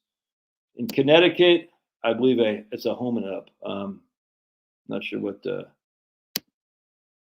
thanks, Kevin. Look at Kevin. Kevin's crushing. I'm a retired renter. Life is cool. Yeah, man. You're all right. It's Celtic spirit. Except that what'd you say earlier today? You said something about being kind of like you drive a Subaru. That's what it was. Welfare as it's done today is not really helping, but hurting people 100%, keeping them dependent. Oh, 100%. I mean, that's the whole point of welfare. I mean, it's one thing destroyed the black community. It's destroying the white community too. I can't believe Mormons are involved heavily in gambling. That pisses me off, dude. I hope that Mormon, the who runs the Mormon investment things. I hope they're not. That's the wrong. Gambling is such so freaking evil. They're promoting gambling like crazy on TV, for football. It's so freaking evil. And we got this, that guy Packer from The Office. That guy. He's doing all kinds of ads here for going to some freaking gambling place. The parties here, everybody come down to party, and they got, yeah, man, I won $50,000. See how easy it is to win. And then some guy was like, yeah, we come down here and we feel appreciated. I said, I'd appreciate you too if you spend all your money on me there, guy. Now, some grandmas, they get a kick out of playing the slots. That's fine. You know what I'm saying? But it's still theft. You're still taking money because you know you're going to lose. If you didn't lose a freaking casino, like that's what this guy said in a stupid commercial. Yeah, they comped us a free stay, a free meal. We felt appreciated. I said, you're being played, you freaking idiot. You're being played. Of course he felt appreciated. Now you're going to be the first person who says, I need to raise my Social Security pay. The Mormons see casino jobs as a job to provide for the family. Yeah, okay. I get it. If you're working, I don't have a problem with it. I mean, I worked in a bar. You know what I'm saying? I'm just saying if you're making money off it, like the other guy said, that some Mormons are making money off the casinos. I don't like it. It sounds like investors. I can't remember what he said. I don't like that. Yeah, right here. This guy, Celtic. Mormon banks funded Vegas and the mob took it over, now back to corporate. My man Tom crushing. Good Tom. Tom's doing all right. He's in Florida right now. Soon he'll feel depreciated 100%. He will be depreciated financially. You got that right, Daniel. Where's that? Where's your picture from there? All right. Let's see here. To the extent that home ownership explains a slow rundown of wealth, its effects will be strongest among high-income households who are more likely to own their home. The home ownership motive is therefore consistent with the observation that those with high incomes are less likely to accumulate their assets. Yeah, look, I don't care if you go gambling. That doesn't bother me. What bothers me is these people got addictions, and they're playing off their addictions, and they're doing it with these ads saying anyone could win, and it just is just freaking. If I was king for a day, I would go back. I'd follow what the Muslims are doing. We'd bring in Sharia law. We'd say no gambling. We would not have usury. You know what I'm saying? To some extent, we'd say no freaking porn. We'd get rid of all the porn. We'd can't ban alcohol, but you say the bars. We'd have to think about that. I like what those guys are doing there. Like no alcohol. You know what I'm saying? I'd go nuts, dude. I'd say, yep, no porn. We're getting rid of all porn. We're gonna have no usury anymore. We're gonna have freaking no gambling houses. You know what I'm saying? That'd be every other commercial, 100%. Yep. We'd be going nuts, man. We'd say, nope, we're gonna legislate morality. I'll never forget my first campaign I ever volunteered for was a guy named Kyle McSlero in 1992 in Alexandria, Virginia. That's my dad lived when I got out of the Army as Congressional District 8, and he's running against Jim Moran.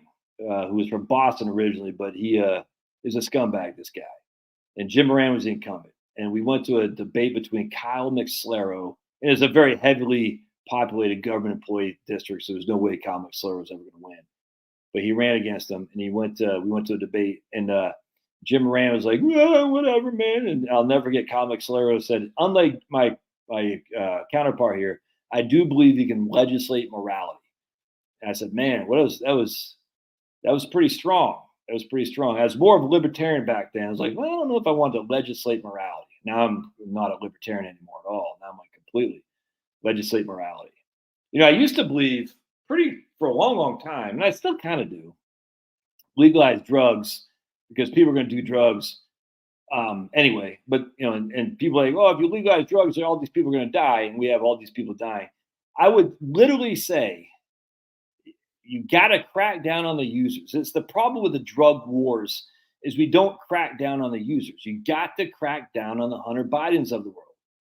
And until you crack down on the Hunter Bidens of the world, the drug war is lost. And as such, you might as well just legalize it. You see what I'm saying? Because there's always going to be a freaking provider as long as there's demand. Always, always. You got to crack down on the users, not the deliverers. You got to crack down on the users. And the reason why the drug war is so violent is because the deliverers are competing for the most violent. They want to kill off their enemies. You know what I'm saying? Just like read the Bible, dude. Read your Bible. The kingdom of Aram. You know what I'm saying? Judah, Israel, all this stuff. They're all killing each other off. I was just reading today. Who was he? Killed 70. The sons of I forgot. 70 sons of Joash. It wasn't Joash. Somebody I can't remember his name. Ezekiel. I forgot. But he killed them all off. He doesn't want any survivors because he doesn't want to be challenged. I mean, literally, that's what you got to do. You got to say, man, if you're going to,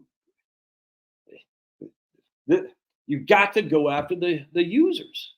And to go after the users, the drug wars will ever forever lose.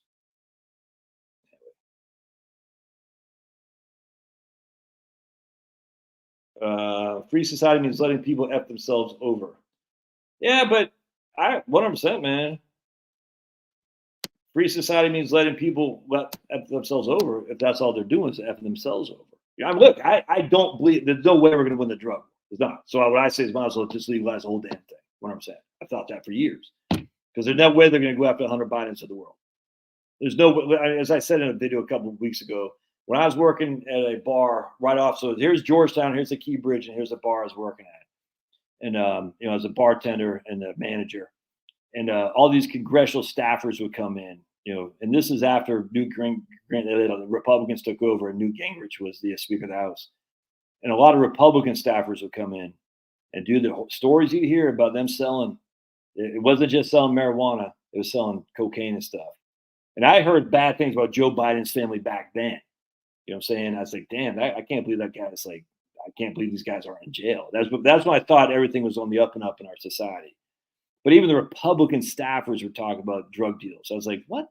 This is so freaking fake. I was like, man. And so it's not just Hunter Biden. It's on all sides. It's nuts. Because all these people took a ticket. They're controlled, man. They took a ticket to be. It's like what they try to do with Kari Lake. Kari Lake in Arizona. They try to freaking get her to be bribed so she wouldn't run. She got on tape. And the guy's like, she's like, why don't you take this public to the Arizona State GOP guy? He goes, I don't want to take it public. The minute I turn my key on, I blow up.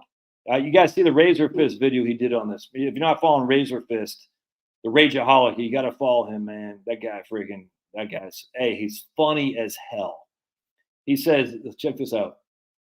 He goes, I trust Hunter Biden with a lit crack pipe in the directory of the Girl Scouts more than I trust the Arizona Republican Party. Dude, if that's not funny, that is, and I'm not even doing it justice. I trust Hunter Biden with a lit crack pipe in the directory of the Girl Scouts more than I trust the Arizona Republican Party. Oh, man.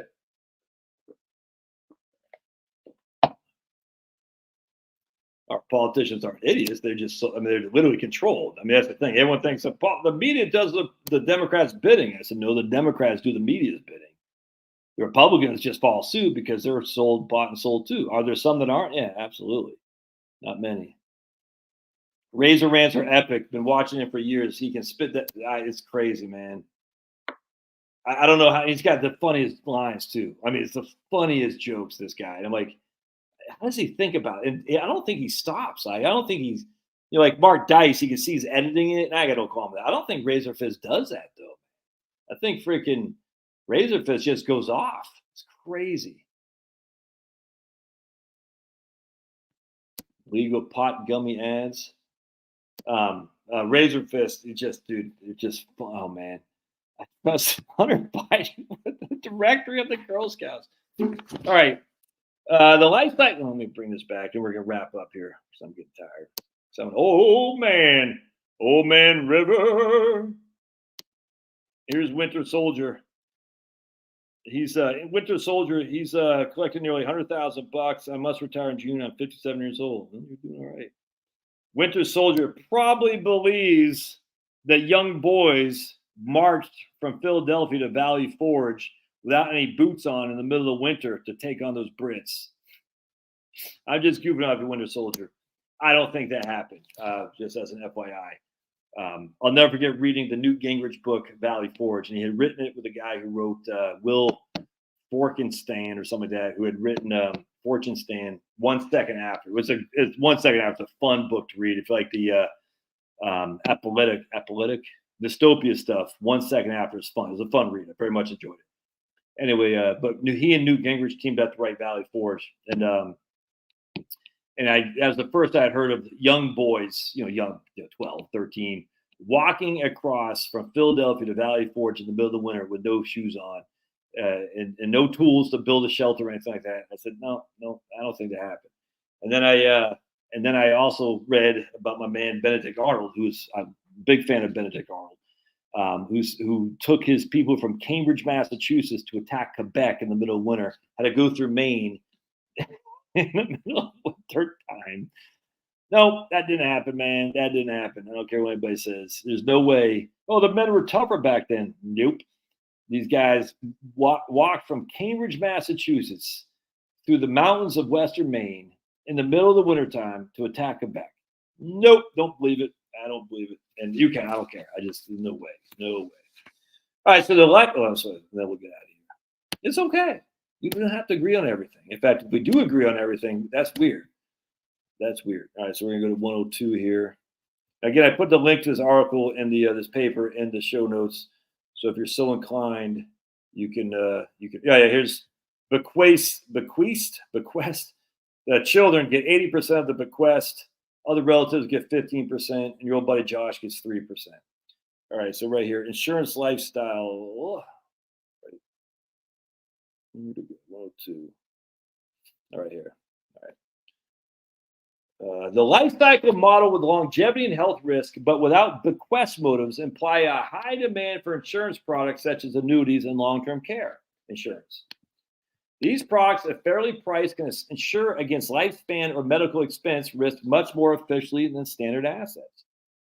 For example, using a simple version of the life cycle model with only lifespan uncertainty, this guy shows that people should immediately annuitize all their wealth. Nonetheless, U.S. households hold only a small amount of annuities and insurance. This suggests precautionary motives cannot be the only explanation for high savings at older ages. Annuity demand may be low because of medical expense risk. Annuities offer high returns to surviving individuals but are illiquid.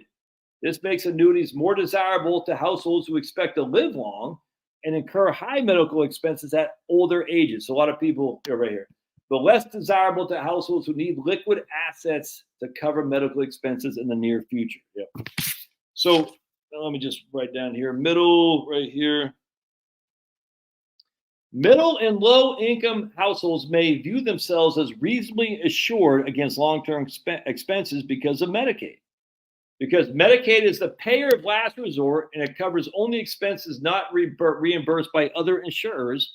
Among Medicaid recipients, private long-term insurance mostly displaces Medicaid payments, i.e., if you think you're going to be on Medicaid, you're probably not going to buy long-term care. And thus, Medicaid should crowd out private insurance. These two guys calculate that Medicaid imposes an implicit tax on private insurance of about 65%, because people who probably should get private long-term care insurance don't, because they say, Medicaid will be there for me. And so the people who do get private long-term care insurance, well, we're going to be self-selected as a group who probably is going to need it.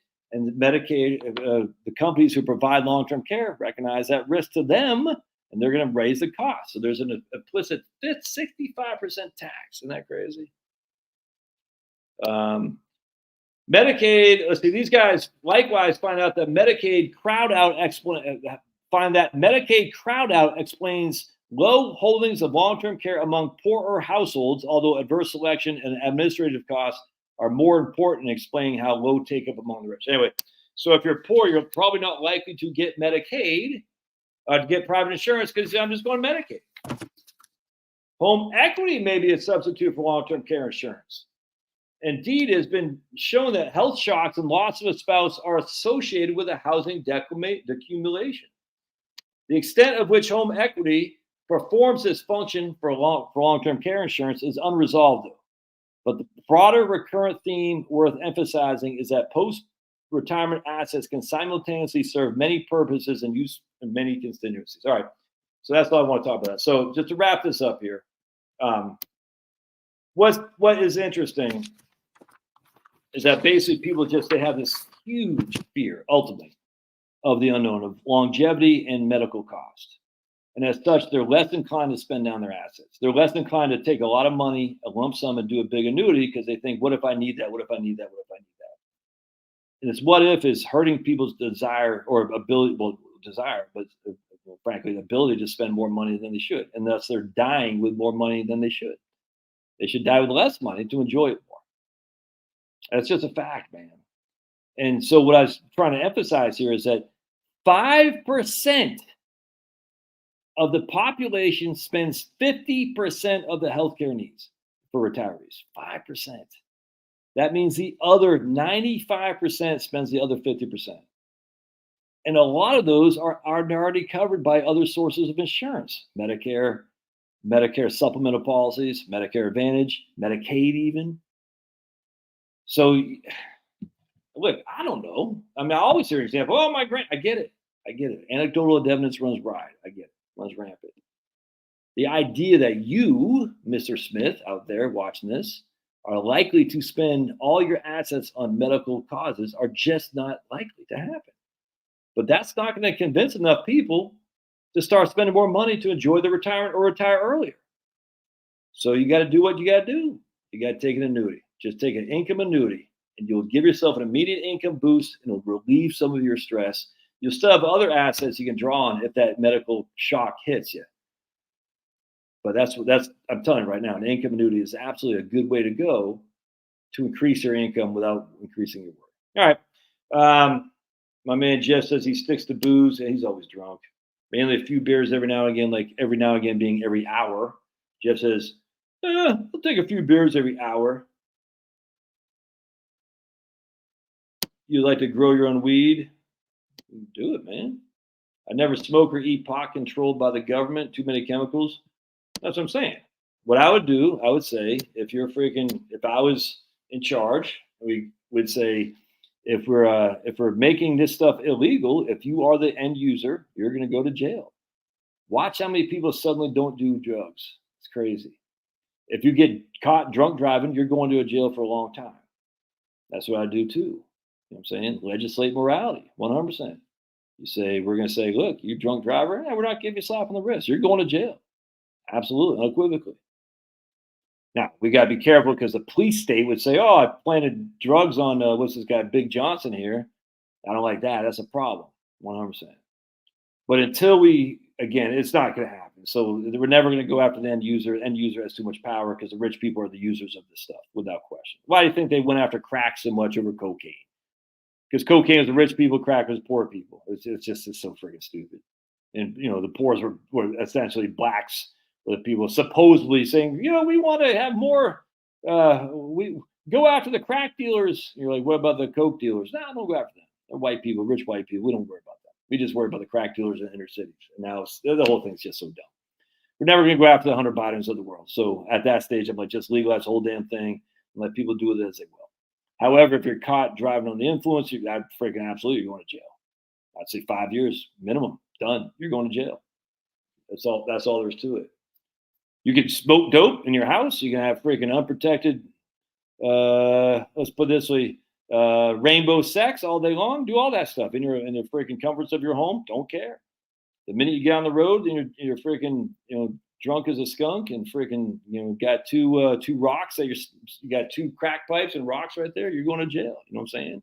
You start promoting the 57 flavors to young children as a way to indoctrinate people. Going to jail. Can't have that. Can't have promotion of bad things. If you want to be that, that's fine. We shouldn't be promoting sexual activity to kids. I don't care if it's freaking straight or gay. I don't care. None of that stuff should be promoted to children. And it's just freaking sickening. It's sickening what this has gone to. We all know this. They should not be talking about freaking getting jiggy at 5th grade. It's insane. It shouldn't be, 100%. So I said, no, you're going to jail. 100%. You're in prison. See you. See you in 5 years. You're freaking, you're using, you're going to jail. You're freaking, you're drunk driving, you're going to jail. You're promoting bad things, you're going to jail. Promoting any kind of sexual thing to a kid, you're going to jail. That's what I do. Get rid of all the gambling, get rid of all the porn. Going to jail, go to jail. It'd be fun. It's never going to happen. Because people like, you get the society that you deserve, man. People like the unfettered access to drugs, alcohol, and pornography and gambling. They do. Making alcohol isn't easy. Is completely easy. You can make alcohol without question. That's what I'm saying. I wouldn't be knocking down your house or even your bar. I'd just say I wouldn't be doing that. I'd say if we catch you driving a vehicle drunk, going to jail. That's what I'd do. I got no qualm with that at all. But if you want to drink alcohol that you made on your own, if you want to trade alcohol with people, I don't care. You know what I'm saying? It doesn't bother me at all. None in the least. I mean, that's just like, they ban raw milk. Literally, it's illegal to sell raw milk in many states. Raw milk, it's illegal. So everyone says, oh, you're such a prude, Josh. Let me go get some raw milk. Oh, you can't do that. Why? Because it's illegal. Why? Well, we think it might be bad for you. Why? Because it's not pasteurized. Oh, gotcha. I'm the prude, but I can't go get raw milk. Why? Well, because Louis Pasteur. Oh, yeah, right. Gotcha. And I'm the bad guy because I don't want your stupid vaccines. Oh, well, what, you want to live in an iron lung? Oh, gotcha. Right there. Surprisingly, YouTube would allow any Big Johnsons exposed up in here. I'd rather not see it exposed, if you know what I'm saying. I don't fly that way, you know what I'm saying? His claim your name is one. They'll legalize it once all computers and robotics take over. They don't legalize everything now since they want productivity from their workers. Yeah.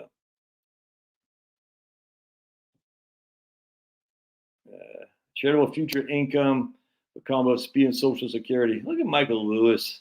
He's busy. He's too busy writing books to have a good comment. I mean, he's done writing his books, so he has a good comment. That's what I meant to say, Michael. Michael Lewis, Beanball, or what's it called? Whatever that movie's called in the book. You get a medical marijuana card in Connecticut, they will not renew your pistol permit when it comes to renew. No, oh my goodness, that's crazy. Yeah, I don't want to be in Singapore. I like the good old US of A. Tom says no stress and no annuities. Yeah, I mean, to each his own, man. It's all right. No, I wouldn't. If I'm, king of Texas, the Republic of Texas, I'm not throwing anyone for growing their own. I don't care. I'm saying, buy a cow, Josh. I think Chinese iron lungs are pretty cheap. I'm just saying, at the end of the day, drugs. Well, I mean, the issue with the alcohol is we just have these idiots, the temperance movement. They're just idiots, man. They want to control what their husbands were doing, but in some ways you can't blame them because the husbands were cavorting. Yeah, it's just you can't. That's the problem with all this fancy. People are still going to do what they want to do. You know what I'm saying? But making it legal doesn't mean it's going to be done in a more proper way. Just look at pornography.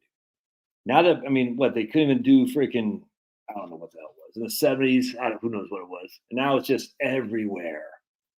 Look at legalizing 57 flavors. Now it's everywhere.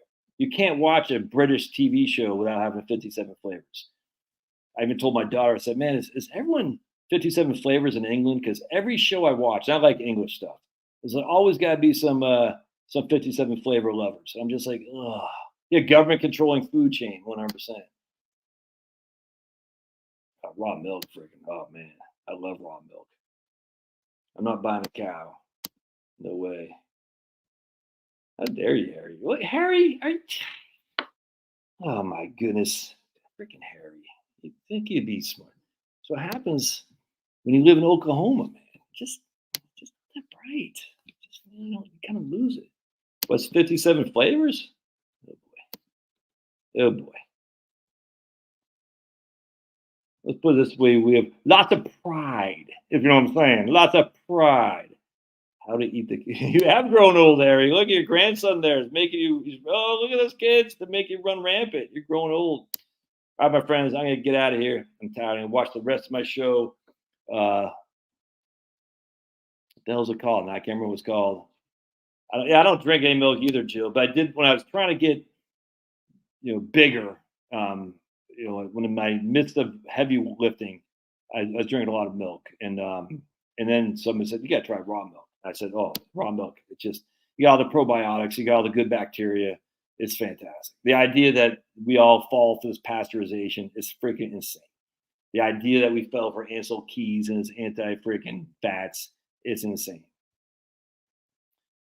I haven't watched Fargo yet, but that looks pretty good. I'm looking. That's on my next on my list. So I'm watching The Nest. It's a movie, The Nest. Watch half it last night, half it again. You got it, Kevin. You're all right, Kevin. Thanks for taking my jokes with calm. But I'm going to watch Nefarious will be next. So I'm watching The Nest, Nefarious, and I think I'll watch Fargo as well. And I'm reading it. I do like to. Oh, raw milk is way healthy, 100%. I do like to American. Dude, of course I've watched American Moon. Come on, John. Have you watched American Moon? Haven't you seen all my comments on there? Dude, I got all kinds of comments. Josh Scanlon, Heritage Wealth Planning. I have like 40 comments on there because I was taking notes about my anti-moon landing thing to share my man Tom up here, Tom Albrecht. And I said, not just him, but it's like I had all these comments on there. But and all these people they say all the same thing. They all say the same. It's funny is what I mean. They all say the same thing. Oh, I convinced you. Well, I'm.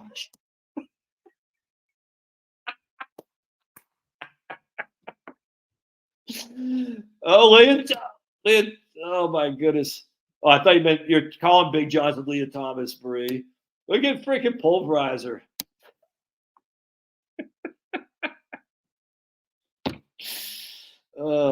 Nefarious is chilling possible. It's true. There's demons. Don't forget, Christians, we believe in demons. I don't understand why Christians think there's no such thing as demons. Our own book says they're demons. They're demons.